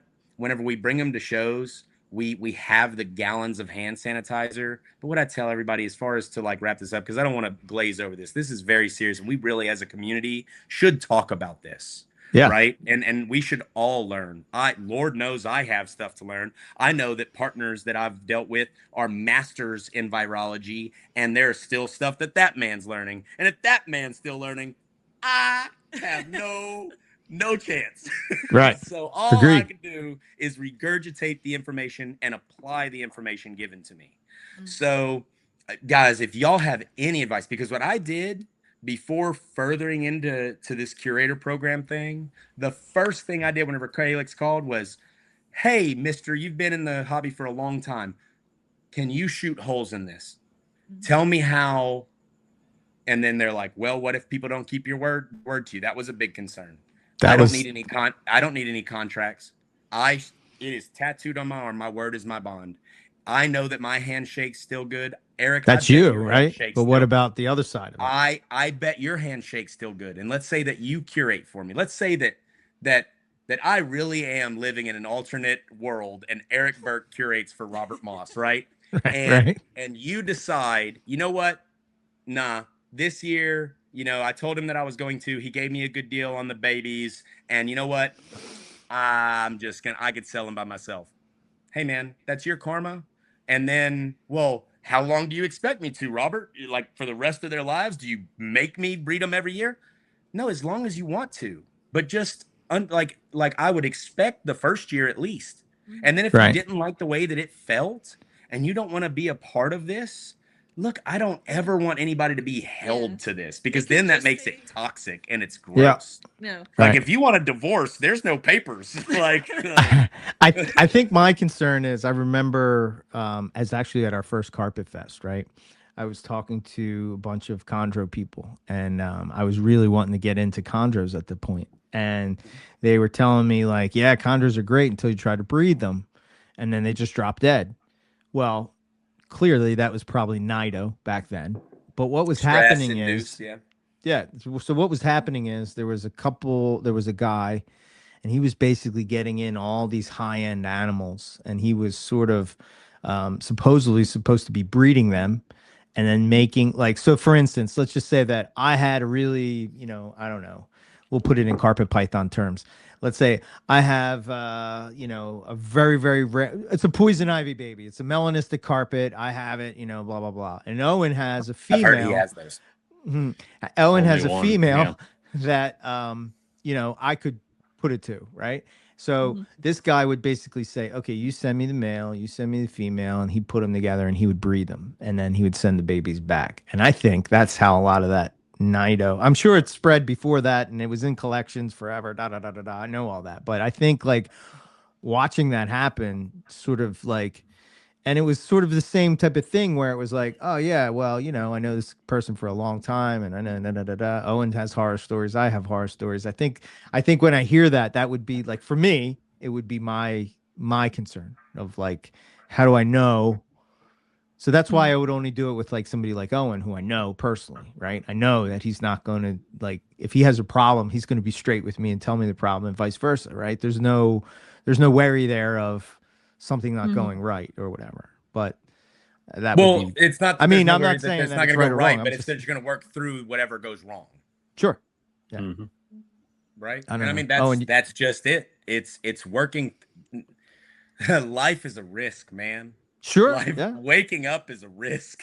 Right. Getting out of bed is a risk. Like, it's what's your risk tolerance, and what have you done to mitigate it, and what are you doing to learn from mistakes that happen. Dude, if I had 6 snakes all over the place, this would not be going on. I've had a 6 snake. Sure. Sure. I'm not saying that you don't take it that I'm thinking that you do. I'm Oh. not saying that at all. No, I didn't say No. that. What I'm Okay. saying is that I would Yeah. learn from those mistakes. Like, Oh yeah, dude, yeah. I got that stuff could start happening, and then it's like, wait, Right. Yeah. we did not see this coming. Full honesty, this is what's happening. Let's figure this out. Do we need to build entire facilities and run tests on everything, and then bring them to shows where kids are handling them? Yeah. You want to see a risk? That's Yeah, a sure. risk. Go to shows. That is a risk. Yeah. That is the biggest risk, because no matter how much a show, I should be careful what I'm saying. Okay. Hi. What were you gonna say? Owen, you have any thoughts? What would you risk say is is no a- matter how great of a show it is, no matter what the risk is, you always run the problem of cross-contamination, of people not buying a snake from you, going to another table, bringing it over to you because they've spoken to you for an hour, and be like, look, I just bought this, and then dropping that mite-infested worm right on your beautiful acrylics. Get it off the table. Yes. Right. Yes. Yeah. You want to get smacked at my table? Should be There's a proper quick etiquette way. taught at a reptile show. What is going That's on? dude. Are we savages? This is- Right. Like they'll put their bags with like Yeah. their plastic animals. I and will I'm like, can stop you- talking. I will stop talking and look directly at it, Yeah. like as full stop, And then they're straight like, at it. Yes, because we're not at the I don't care if I'm not even talking to you. Now we're Yes. just drop your. We're only mic focused on the crap bag. on my table. Yeah. I have sensors that can tell. Yep. Yeah, we Oh, and So- the kids that'll run their hands along You the. can't stop kids. Like that's why I Yeah. don't have most of my business cards as are a gone. As a dad, I have a dad voice. Hey, son, and I'm like, it's okay. Don't Do you want to see one? And then it's this conversation starter. And the parents know that I'm going to be there to help guide and make sure that he does the right thing. And then the parents go educated.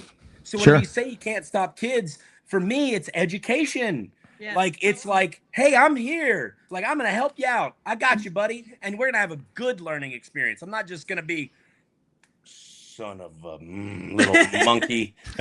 So I don't know. Yeah. I don't know. We have had people like look at us funny because they'll set something down and we're like, hey, can you please get that off the table? And they're like, okay. Yeah. They're like, And then we go biosecurity, over and we, like, biosecurity explain. and like, no, we're not trying to be rude. and look, there's no perfect remedy. Like there's No. Look, man, I'll give you an example. This came up, actually, it's kind of depressing. So there was a local show that they were doing at our civic center. And overnight, and this has nothing to do with, viruses and stuff like that, but it has to do with biosecurity and like the safety of the animals. Sure. So overnight, these hognose that were inside of their displays, there was a crack in the civic center floor, and fire ants came up and got into the display overnight and killed 2 or 3 animals Oh wow. in just a 15-hour, 12-hour period. Yeah. Sure. So if that can happen, like there's no safety at a reptile show. Like you can mitigate it as best you can, but I mean, I'm being frank. Like these are real things. And what I was gonna say earlier, yeah, what other people, all I can do is keep my side of the street clean. Yeah. What is allowed at the other side, I will tell people, and I do not point fingers at tables, but I will say, ask the question, parents, is it wild caught? Is it? And that's it. And I personally, my opinion doesn't matter, but I think that maybe show promoters could just ask, like, hey, if it's wild caught, we are letting you know that you should say that it's wild caught. Well, I don't want to do that. That's going to cost me the sale. So being honest is going to cost you the sale. You might not be able to sell those $25 lizards anymore, would you? Or the $75 snakes anymore, that little Tink picked up and now is here a week later for you to sell. And I'm not, there are people who do that tremendously, and I know some of them, and they are tremendous human beings that I don't know. You think you've got no sanity, man, go through a shipment container of that stuff. And I mean, Sure. Yeah. And it's like, that is theirs. I don't want any part of that. Literally nothing that is a law here, is that if it is wild caught, it does not be, well, it's super long-term wild caught. Nope. Like, Right. it's I think it's just important for new people in just the hobby. education. Yeah, right. Because if you're a new person who doesn't know and you bought a wild caught animal and then you're risking, your other animals and you just don't know what you don't know. So it's just an education thing that I think is important for people to understand, the risks of those animals. You think Craigslist had it's wild caught? Hell no. Right. No. No. No. Right. Yeah, I agree with that. I think that it's very important that things be labeled properly, and if it's wild caught, it's wild caught. Like, Yeah. okay, It is what there's it a is. certain person that's going to come and get that, Yeah. But Yeah. if you think you're buying something other than you're not, then to me that person's integrity's in the shitter. That's the kind of Yeah. That's deceitful, right? yeah, No. 100%. That's why I think, like, I don't know if this is accurate. I was just going to ask you this, like, it seems like you got a lot of pushback from like carpet python community when it comes to some of these topics. Is that yes? No? Am I? Oh, really? Really? You noticed that? Something like that. Certain things, Um, certain Yeah. things. So From every angle. And I'm like, push. right. Like, right. push all you want. And Ask ask Well, it's the- questions. Maybe start with asking questions. It's the Maybe, reason that like, it's sorry, the she's reason that kicking I me. wanted to talk to you guys, right? Because I hear a lot of these things, but I never talked to you until Carpet Fest. We had a little conversation or whatever, and I appreciate I think that it's important to talk about these things, especially with people that you don't agree with, because I think that that's one of the problems with the world today, is that people can't have conversations without it becoming, my tribe against your tribe. And that being, like a lot of these things that,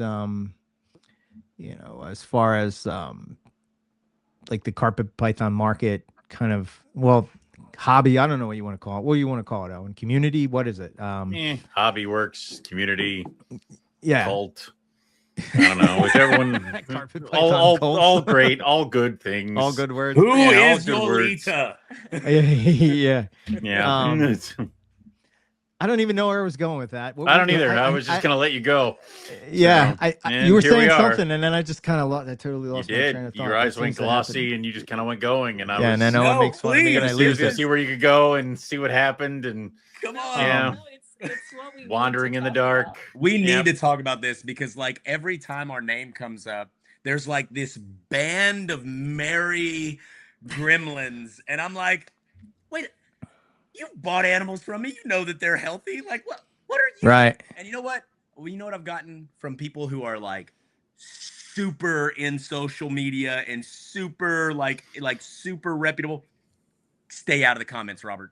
Don't read Do the not comments. respond. I'm like, Oh, you never read the comments. oh, I read the comments. You never It read just, the like, never- comments. No, that's what we learned is like, Yeah, okay, you just never- don't read you the don't- comments because I read the comments. I cry. I write all the messages out and then I delete it all. And I Yeah. just move Yeah. on. That's what you were saying. I think that it's sort of this like there's a telephone game that happens, right? And then it gets all, oh, well, these people are talking. And then it's like, did anyone actually, come to us or talk to us or ask us or Right. like we're happy to discuss things. Like, Sure. We're happy to answer Yeah. questions. We're happy And I to have appreciate these that. conversations. Yeah. And so it was just kind of for a while there was like these people that are like it's like no one's okay, we're just like forming our own little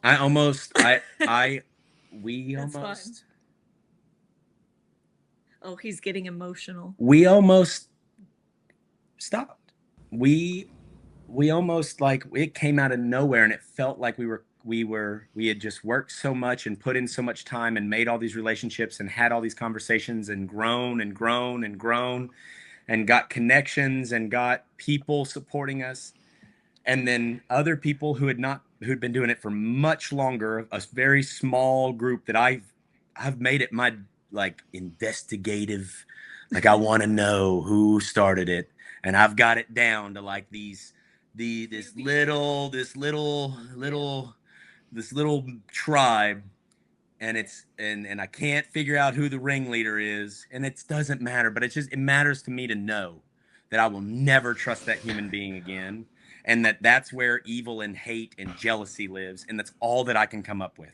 And that's been from other people in the hobby have told me, but it's those people that have been doing it for longer that we were just so blessed, and it was just blatant slander. Yeah. Blatant slander, and I could have sued him, but what am I gonna get out of an unsuccessful reptile breeder? Like I'm gonna spend money, and then they're still gonna just do it. It's not the point either. I just wanted them to stop. Yeah,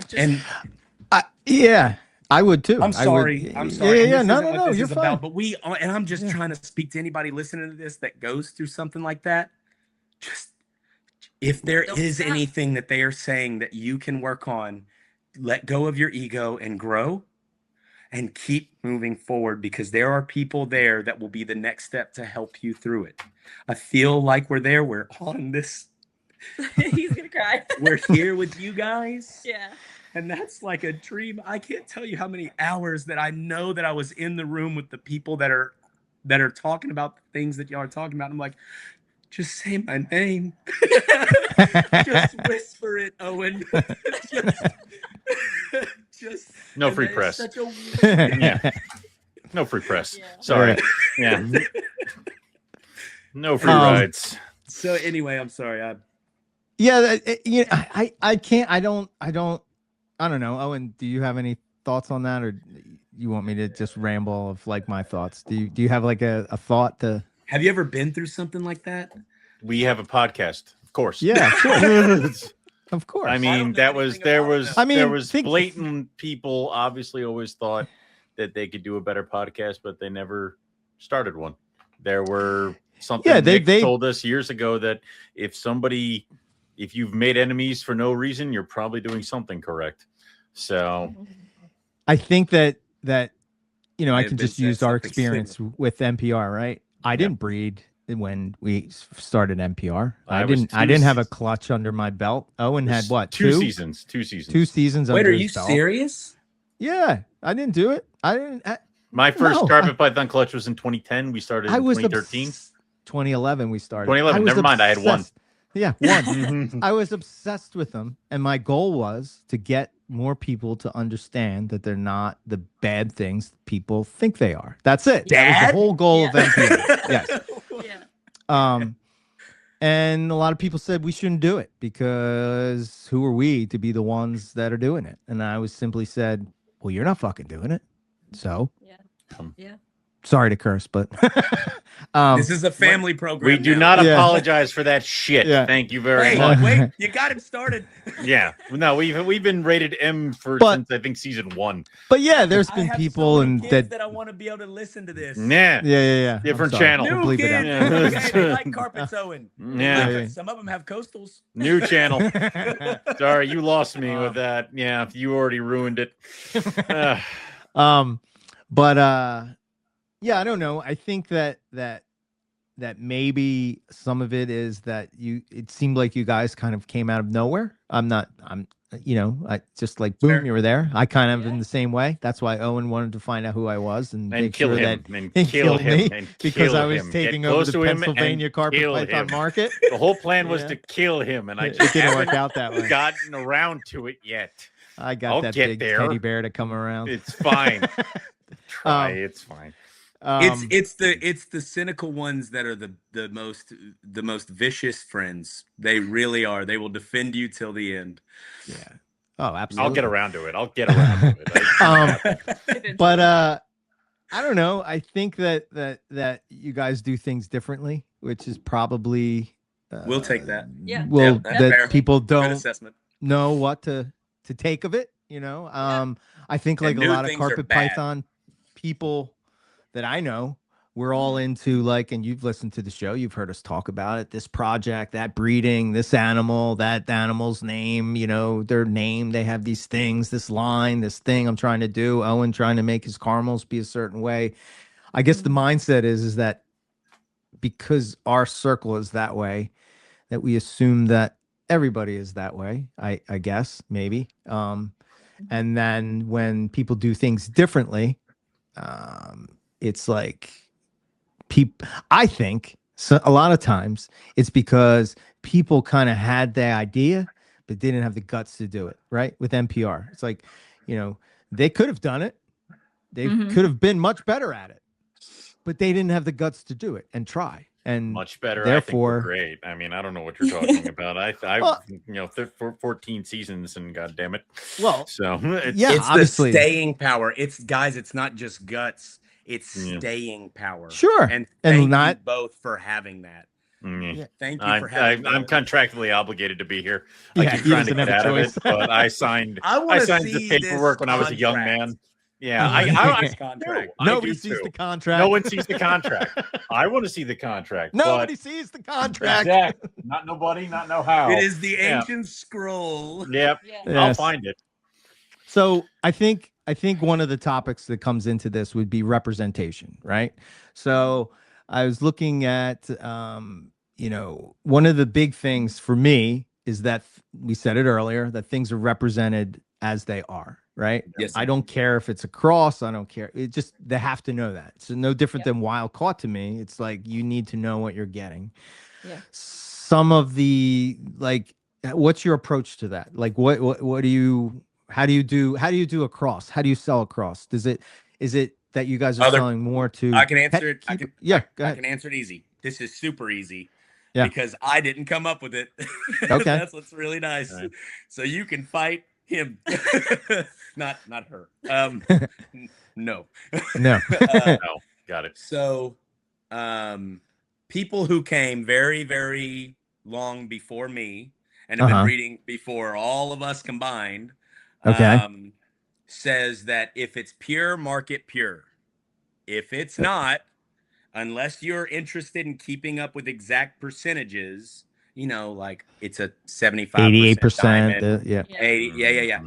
But that's part of the goal, right? It's, hey, I want to make 88%, albino Darwins. Albino breadlie. And by the way, you know what? Because people who've come before me and did it before me have already started calling them albino breadlie crosses. That's what we'll do whenever we make them. That's what we'll do. So, but it kind of takes away from the cool language that is, and I'm just saying specifically that the cool language that is carpet pythons. A jungle jag. Okay, I know the book kind of changes some things, but jungle jag, we didn't say jungle coastal jag because jag only exists in coastal. So whenever you say jungle jag, you already knew it was a cross, right? And that's part of understanding, and that is very gatekeepy, and it's very difficult to learn whenever you're coming into the hobby. Sure. But once you learn it, it's like, ooh, I learned a language, and I'm a part of this, and we can have this community, and then it gives you an ear for people who don't really know. Because if they walk up and they're like, I've got a pure jungle jag. No, you don't. Right. Right. You told on yourself, but that's okay. Here, the reason that you don't, and I've done that so many times, you know, and then I know where to start. And it's this language, because that's what you guys create. Maybe it was Owen. Owen created it. And so that way he could tell whenever somebody was walking up whether or not they actually knew what they were talking about or not. I don't know why y'all came up with it that way, but you know what? An albino zebra. Is it pure, Owen? No. Well, depends on the literature. At this point, I think it is because it's all very. It's not a variegata, right? Well, no, albino zebra, albino grant would be not. Yeah. So no, it is not. Right. It is a You mix. can answer the question. Easy. Thank you. So I think my concern was always, if I had my way, I would just do pedigrees. I think the chondro community has it right when it comes to that stuff. But that's fair. I think that a lot of people, don't want to do that because it requires another level of work, right? And I get that. I understand that. Not everybody is into that, right? Maybe they just show you pictures of the parents or whatever. But like to me, if you show somebody lineage, there's no. Yeah, go ahead. No, that was me. You have your I was hand raising raised. my hand. I don't. Oh. The pedigree. This isn't I a show courtroom. pictures of parents. Look, because we're focused. Now, if you want pedigrees and stuff like that, look, I can send you to people, or hey, then you want animals that came from this guy because he's been doing it for a very long time. And so Right. then I'll make sure that you get an animal from this person that we received, and then I keep track of their original IDs so that I'll reach back out, right? So we can do that. Now, there are certain animals like the normal carpets that we talked about earlier. Like, look, it's a cross, and I'm like, I know that it's a normal carpet, and I told you that up front. Like, no, we do not have pictures of parents of these, right? They came from Germany.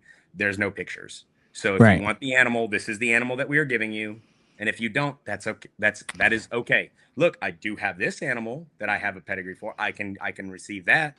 Oh, you like this one's head stamp?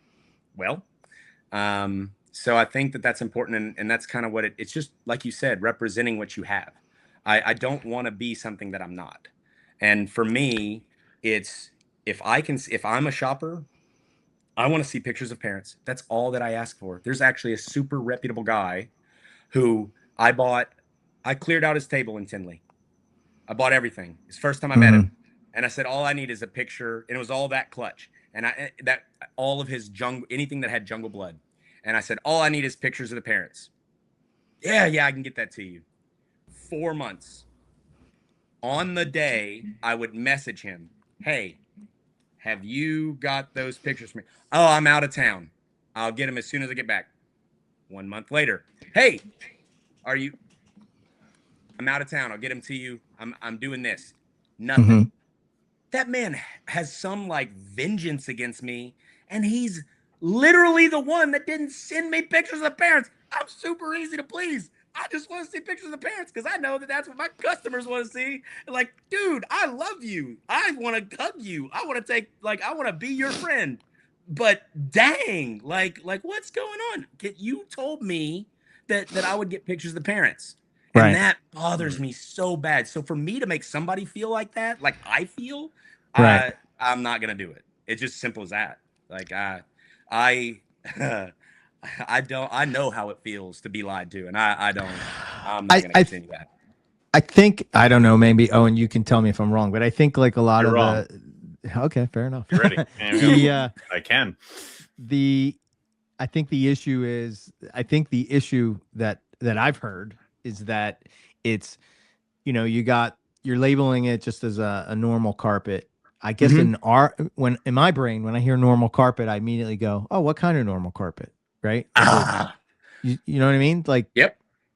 And I think for me personally, what gets frustrating for me, not with you guys particularly, but just in general, is like I told you what the goal of MPR was, is like to take this a very complex thing and make it, like you can just take it in. It's easier to take in. Oh, okay, I understand it. Because when I first got into carpets, I was like, what? There's more than one species? There's morph and this and that, and this morph can't go with this morph, and this is that, and da, and all this stuff. And I'm just like, wow, this is kind of crazy to learn. And like, back then, if you said, this was pure when it wasn't, or whatever, like my citrus tiger stuff, it would be like, that's not pure. I don't know. I've kind of changed on the pure thing. And then I guess the thing when it comes to the way you price things, which before you say anything about that, to me, I never understood this argument. Wait, what? Wait, they're selling carpet pythons for more than what you're selling them for, and you're mad? Like, doesn't that mean that maybe you could raise your price? I guess the thing is, it's like, they feel that that's not representing the going, it's almost like there's this thing between breeders where it's like, what's the going price for diamonds this year? Oh, it's, it's going to be this, or what are you selling your diamonds for? Who? Whatever. Who? Who? Ooh, when Who's is the selling diamonds? meeting behind the Target? I'm there. You have to get an invitation. Oh, you didn't get the card Please yet? make it a Yeah. Target Oh, I with see. Starbucks Yeah. so that Stacy Yeah. can come. Oh, Like Yeah. I'm getting- after the MPR show, you get a card, and then you Yeah, get to- yeah, and you have to, yeah. It can only be read. It That's can only be read in moonlight. Okay. It's weird. Right. Yeah, On a it's certain phase of the yeah, moon. Yeah. we don't Hold make it the up to the rules. light Yeah, and the bat Well, signal. Yeah. the problem Yeah. is that I think the basis of that was back when people were all breeding the same thing, and it was like kind of trying not to step on anybody's toes, and everybody kind of agreed to Sure. match. But even then, if you went to the same person or different person who was known for insert this, like Gary Valle for diamonds, Right. you were paying a little extra because it was a Gary Valle diamond as opposed to a Yeah, diamond. he had his off the prices, and yeah. That's what Right. it was. So Right. the problem now is that being more out in the open, there seems to be no. I'm of the camp that you can put your price on whatever you want for whatever animal you want. Just understand that if Solid it sits there forever, that's on you. Like, who Yep. cares? Yep. That's your problem, not mine. And that's just how it kind of goes. I'm the kind of person, I set my prices and then I don't really tend to move them. If anything, they go up as the animal gets older, the longer it stays here. So I don't know what people want when it comes to that kind of stuff. But I would think it's just jealousy that you were able to get it to that sell you're for able to sell this. it. And Hang they're on, not. let's back up because this is really an easy one, guys. Let's Okay. back up because I feel like we glazed over the representing thing, Okay. and I think that if Well, I if kind of you, go ahead. I'm sorry. Segues into No, no, no. It's, I know it's segues, and we have a certain time limit, and the timekeeper will kick me off. I know. So I know you have many Yeah. babies. Okay. So, but this is if you guys, if I can talk to y'all and Yeah. just share with y'all what The hell other have we people been- told me. The hell have we and been we can doing all for this agree. whole time? Okay, so normal carpet python, where is it found? Let's talk about Morph Market. Okay. I love Morph Market. It is great. Now they're morph stuff for carpets. So I guess I can go ahead and do it, but I'm gonna need to have a conversation with Mr. Owen so that he can tell me what is what, just to make sure. Like, let's go for instance for this before I go back to the other thing. Is a ghost in carpet pythons specifically a hypoexanthic or a granite exanthic? Caramel exanthic, you mean? Caramel sorry, exanthic. caramel exanthic or Yeah. hypoexanthic. Sorry. Right. Is it Ghost caramel is- or hypo? Ghost is hypoexanthic. Caramel exanthic. Do you agree with that, Eric? Yes, I do. And we preached about that Yeah. way There back. are people that it benefits them for the caramel exanthic to be the ghost, so they're calling that a ghost. And that's wrong, but I'm not the one that's going to call them out. Because you know what you do over there and you lie to people, that's on you. I'm going to keep my side. Sorry, she's kicking me. We're going to keep our side of the street clean. So I think- the issue is this goes all the way back to when there were mixed albinos that were brought in, so there wasn't even pure stuff.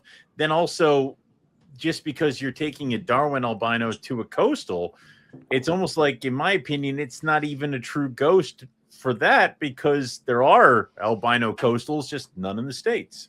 So I think whatever we way want. back when we kind of knew that the hypo was coming around, yes, was at the same time that somebody produced the first caramel exanthic. Yep. And I want to say that it was Ollie at Precision that did it before Paul, I think, Yes. if I got that right. And Yes. he labeled it Ghost. And it was kind of like, well, that's going to be a problem And it was. because and it is. hypo and other, like, to me, it should follow what other snake morphs do, I guess, and now you got this thing where I've even heard some people call them true ghost, where that would be the hypo and then ghost would be the caramel. Well, but we're not then- even Talk about and then- making it to confusing. me, that's confusing. But you it can know? get even more confusing, because what Yes. if hypo Darwins show up? Because now you can make true, pure ghosts or sun glows Sure. or whatever. And Or what if- albino coastal. what if show albino up? You coastal can make show up? 'Cause now pure you can pure- snows. exactly. But- Everything can become a thing. okay.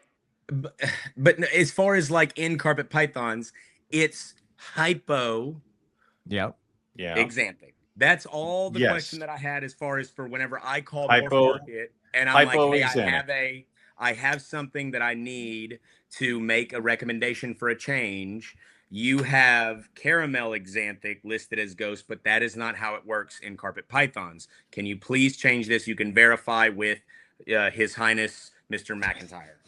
Travis should have emailed me if that's what you're getting at. Yeah. But he didn't. But no, I haven't done that yet. I wanted to make sure that I spoke to his lordship. Let's put it this way. If I have caramel Xanthix, they're labeled caramel Xanthic. Thank you, sir. Okay, so now I can move forward with even more confidence of saying that, because that's what's literally everybody reputable has told me, and only the non-reputable people chant it the other way. So anyway, yeah, sure. That being said, pay attention to who's saying what, right? Like that's a pretty important thing. Whenever you're regurgitating information, that's something that I learned at a very young age, right? Yep. You know, an idiot's words sound the same coming out of your mouth, right? And it just makes you the carrier of it. So anyway, and maybe that was the wrong word. I've been listening to a lot of, can I plug the idiot in the Yeah, we love that guy. He's awesome. We like Adam. We'll take. Okay, cool. We'll allow it. Yeah, we'll allow. This is okay. Yeah. So anyway, getting back to so Morph Market has done a really good job. So if I'm a newbie, I'm fresh, and I go on to Morph Market, and I'm like, you know what? I talked to that pink crazy guy and I think I'm gonna get me a carpet. And he goes on and he's like, okay, he said something about jungles and stuff. You know what? I'm looking for a jungle carpet python. Let me click on other carpet. No, he clicks on jungle. And if he wants a diamond, he clicks on diamond. If he wants a coastal, he clicks on coastal. And that's what the guys who came before me taught me, was that if it's pure, label it. And if somebody's looking for a pure animal where it's not labeled, then that's on them. No offense. I mean, like, I'm not saying, but it could be overlooked. It's like, but I saw normal and I was like, what kind of normal? And that makes sense. But if we take and break down the scientific name, Morelia spilota, right? Morelia spilota would be normal. And whenever you cross them, it's just Morelia spilota. Right. I would probably call it. So whenever I did, like, I'm going to call them the normals from the morph crossings. Right. So like if I'm making a het stuff or different combos of stuff, yeah, you get normal stuff. So like if it was from say a caramel het albino to a jag albino, I would just call them their coastal jungle crosses. Wait, coastal Darwin crosses. That's how. Okay. So you would go into all the species. I would. Yeah. Okay. And then you would be able to say how much percentage. Just because to me, I don't, not necessarily the percentage. Like, I wouldn't even go into percentage. I would percentage. Just I wouldn't do. I would just do the matter of where we stop. The thing would say coastal cross in the banner, and then you have a room for description, and you can put like coastal, jungle, whatever the hell in the description, because then now we know it's a cross and we know what's in it. And then if somebody wants to go further and try to figure out percentages, fine, but normally you don't have to put percentages unless you're worried about something like an 88%er or you have a project, in which case that's a selling point, which means you're going to have the percentages in there. Sure. But as long as you put the word mix in there and then you go into what it's mixed or cross or whatever the hell. Right. As long as you don't use the word pure. If you use pure jungle jag, that's like calling something a pure doodle. Like it's not, it cannot exist. It's not a thing. Yeah. Well, go ahead. Okay. Yes. Yeah. Thank you. So and this has been our experience. Sure. If I put coastal cross and it leaves, guess what that snake is? Coastal. Yeah. So if I put normal, guess what that snake is? It's a carpet python. I think the issue with that is, I'll tell you what the issue with that, at least from my perspective, right? I will say that I did not start this. This is coming from very reputable sources that I'm just defending. We don't agree with them either. No, we don't like them either. Okay. Just kidding. I'm just kidding. We don't like anybody. There are too many sandboxes.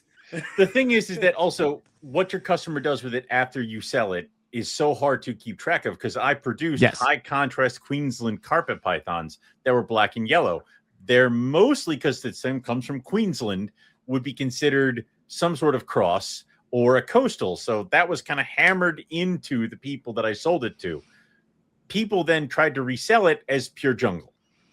So that will always happen. You can do what you, as long as you're 100%. Exactly. Because also Eric and I have seen Macklot's pythons crossed with carpets that look like fun looking carpet pythons.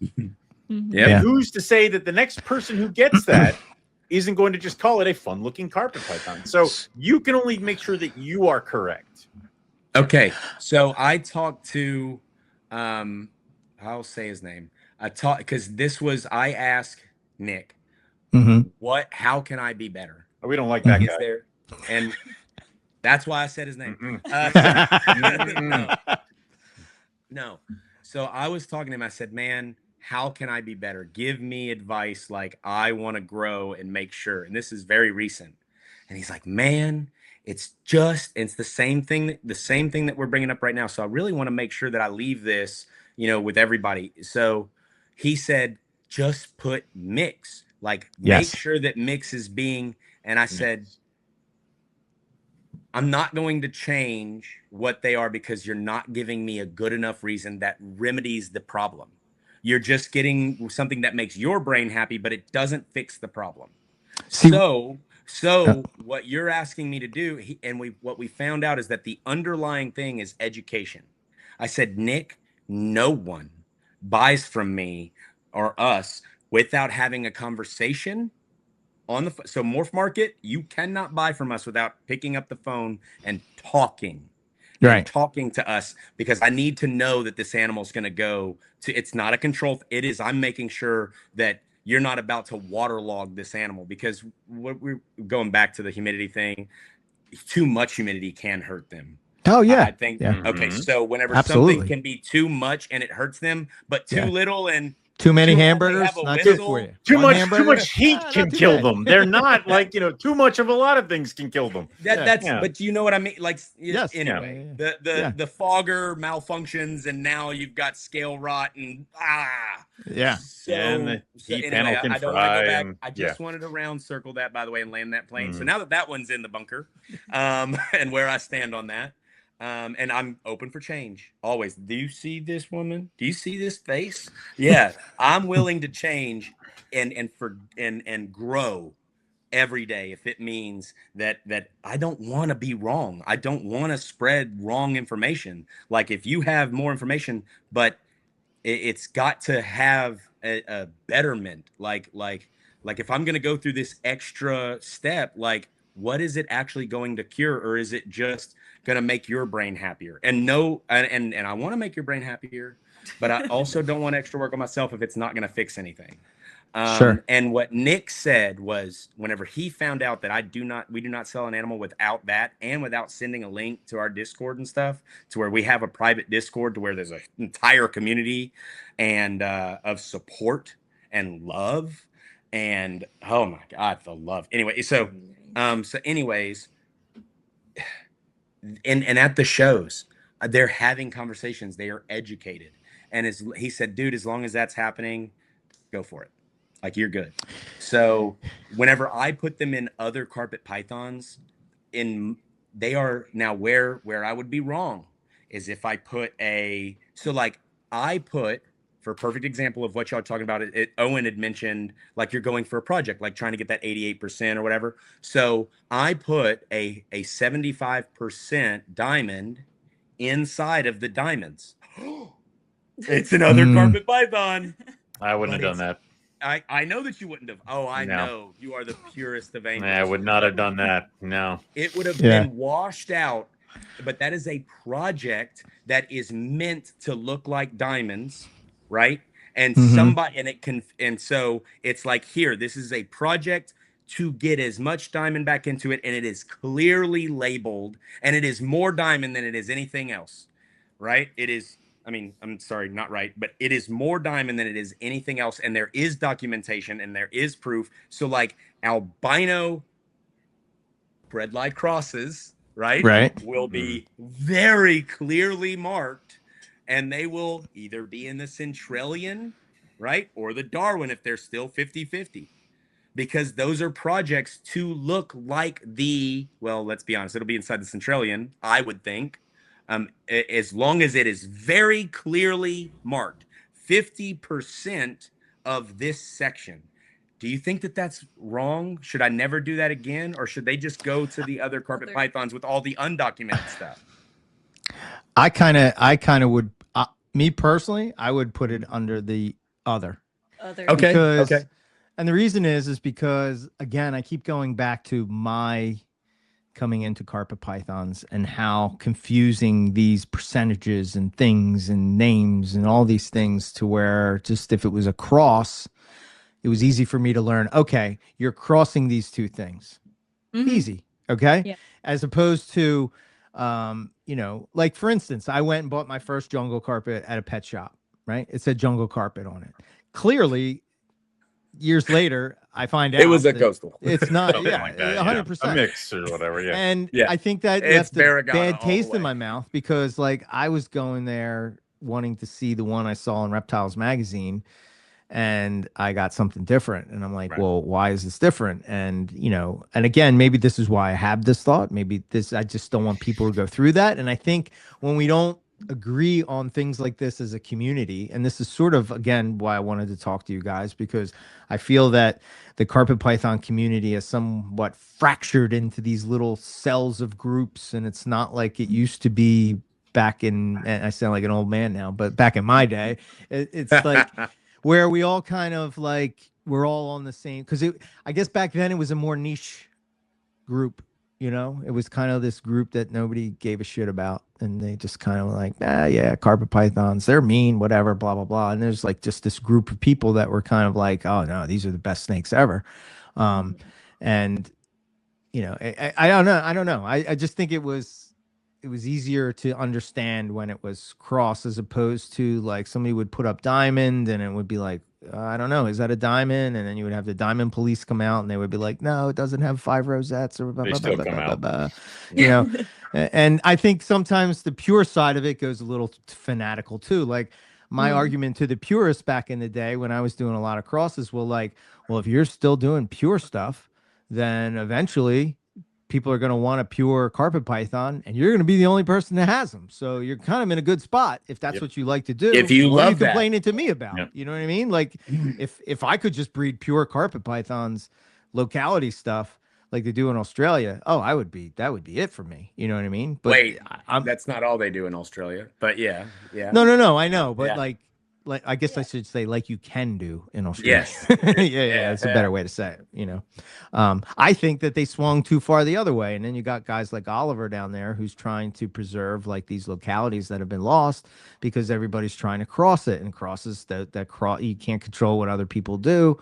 But they're going to be the next group of carpet python breeders that are teaching the next group of carpet python people coming in. So if they're getting it wrong and we're saying that's okay because we don't want to argue with them about it being this or that or come up with some kind of consensus on what it should be. I'm not saying this way is right or your way is right or Nick's way is right or Owen's way is right. It's just Owen's that way there is has always to right. Well, Owen's yeah, way is always correct. Watch your language, Eric. Yeah. This is true. Yeah. I forgot. You're I within forgot. striking distance. I can drive to your house. Yeah. Right. Don't you start. I don't know. I don't know if that makes sense, but that's kind of my thoughts that I'm just blurting out as we're going through this conversation. That's okay. So look what just happened.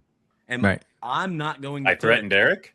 No. What we just had was an open discussion of respect and okay. And you know what? While you were going through your, Thoughts. back in my day, Yeah. so a 75% diamond should not be in Morelia spilota in the diamond section, because if you click on it as a noob, and then you wouldn't understand what 75% really meant. And then you would get that, and then might be my fault. It would be more my fault than anything for putting it inside of there. Yep. Yeah. So you know what? That's change, that's growth, and that won't happen again. I had 75% Darwins that were in Morph Market under other pythons. They're just albino mixes. They were 75% Darwins with caramel. Why does the Morph Market just make a cross section? That's what other is. That's what really. others Yeah. is. Other- Do you want me to? Do you want me to ask for that change too? Whenever I go? No, That's no. what I the mean, that's what the Yeah. other is. But we That's can what do. other is for. Yeah. Okay. In my opinion, that's what other is for. okay. Is for mixes, crosses, other stuff like that. Whether or Yeah, not that some of makes the sense. weird shit like this is my carpal belongs in there is something else I want. Like I want a new category that is just like freaks. Okay, like What's that's a over carpal? here. That's a ball python, carpet python, Yeah. carpal. I didn't make that one up either. So, but Is that what's in that rack back there? those are my rough scale pythons. Watch it. So, but yeah, no, that I think should be in its own category because I think a lot of things like that get dragged into, especially under some other. They Python are. stuff. They're in hybrids. There's a Could be section in for that. hybrids, right? But They it's are. not. They get thrown in with carpet pythons. They get thrown in with other pythons and stuff like that. But it should be In- under Yeah. hybrids, right? Yeah. So Which then Ryan Young will tell you, your albino zebra is also a hybrid, which he's not wrong, But yeah, I guess but it's we just- can only placate Ryan for so long. So So, yeah, I think for me, my rule was that if it was species to species, it's a hybrid. If it's subspecies to subspecies, it's a cross. But that's just my own way of I heard like this talk about, trying like, to make. the morality line was on Yeah. continental drift. If the continents have drifted, then it is not okay. And I was like, Yeah. what? Zoom out. We're on a Yeah. blue pebble in the middle of nothingness, going through nothingness at the speed of everything. It's like, Yeah. we're just like, how blessed are we that we get to like have these discussions about the niche hobby and Yeah. there's these great feelings and my emotions get lit up over it. Like, what? Like, zoom out, everybody, man. Let's just So cool. have, like, at some point it stops being fun. Like let's have open discussions. Like, I think that's the most just- important thing. Yes, I think that Yeah. and again, that's why I wanted to have this conversation. And I'm glad that it was able to be like you said, a respectful conversation, because it's not to get you or got you. It's to understand, and then say, okay, all right, I see their perspective, and maybe people agree or don't agree, but that's their call, and then they just go and they do their thing. I think that if you're making headway with people in the pet world, right? Like somebody that's going to keep it as a carpet python as a pet. I think that that's something that a lot of carpet python keeper and Morelia people missed. I think that we've been so focused on trying to make certain things, and we're breeding to sell to breeders, and not having the idea of making a pretty carpet that somebody's going to have in their living room that they can have as a representation and call it Steve or whatever, and look, Steve's sitting on the branch and blah blah blah blah blah. I think that there's a bigger we could do better in that world, if you would, I know that sometimes that's the end user. That's the end. That's where all of y'all's effort goes to, is Robert sitting there and like, man, look at these awesome Jaguars. Like, look at how cool. Yeah. And look at the personality. And it's because of effort of guys like you and those that came before y'all that I got to have that experience at that show. And nothing else. I mean, these animals cannot be picked up off the ground and just brought over here. Right. I mean, Owen could. But usually, So I don't know. I think maybe something that we have to go back to is more roundtable discussions with people that, and again, not necessarily to fight about it, but to sort of discuss it and see from all angles and what other people's opinions or thoughts are, or I don't know. For sure. No, so one thing that I learned, and that I don't know if y'all have ever heard this saying, but don't attribute to malice what you could ignorance. So don't think that somebody's, being malicious. Yeah. They could just not know. Yeah. And so we're so question. passionate about these things, man. Yeah, it's stabby. I mean, we do love a good witch burning. carpet pythons. Yeah. But Yeah. what if there's no witch? Like, what I if there's like no, the burning. I want the, like, I don't understand. Like, I Oh, know. look, they We'll they find a were the witch. witch. What's wrong with me? Man, did you see whenever it got to her hair? Yeah, that's Yeah. what I'm here for. Yeah, I'll I start think, a fight. like I said, I think one of the things that's bothered me over the last year is the disconnect in the community. It doesn't feel the same as it did, and I'd like it to be more of a community again.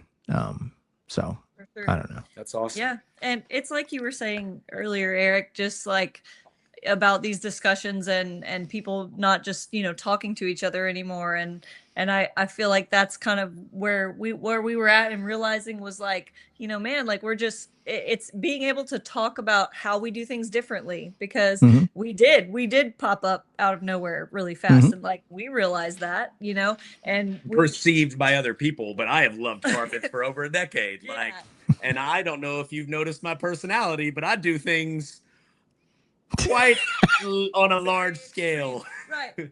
I see that.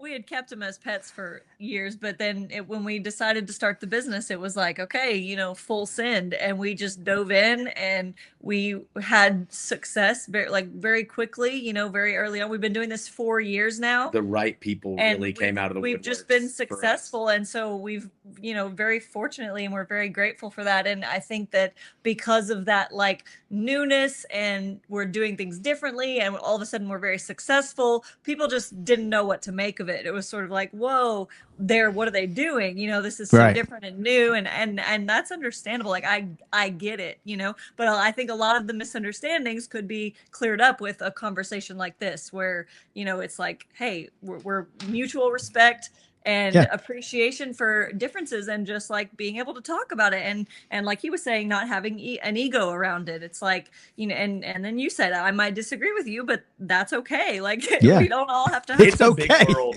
yeah, Yeah. it's okay for you to disagree with the way we do things. And I just wanted to touch on what you were saying about, as far as the pet keepers, like, that is the majority of our audience, Our family, our customers. It's people that come to the expos that are brand new to reptiles, or just curious, or Or find us on social media. right, or they don't even have their first reptile yet, and they're just asking questions, and we get to introduce them to carpet pythons, and we just share our passion, because we believe that they are the best pet snakes. Like, we're like, this is our opinion, here's why we think they're the best, here's why we love them, and they make great pets, and you should have one.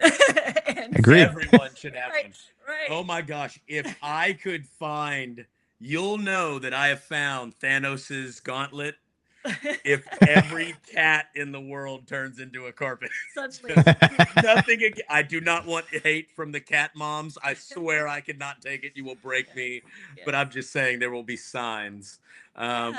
It's those people that hadn't really considered, a snake, or are just starting to, and we get to introduce them to carpets, and that's the thing of it, is like seeing those people be like, oh my gosh, okay, this is cool, and they have their first carpet python. It's their first snake. So many Right. of our customers, their first snake is a carpet python, and it's like, That's awesome. yes, and they love it. And that was something that was like a hot take, because people were like, oh, you're saying carpets are great first pet snakes? And we're like, absolutely. Like, yes. And then big, like, social media people started to, like, preach kind of the same thing, and we're like, Yes, that's Yeah. so cool. Yeah.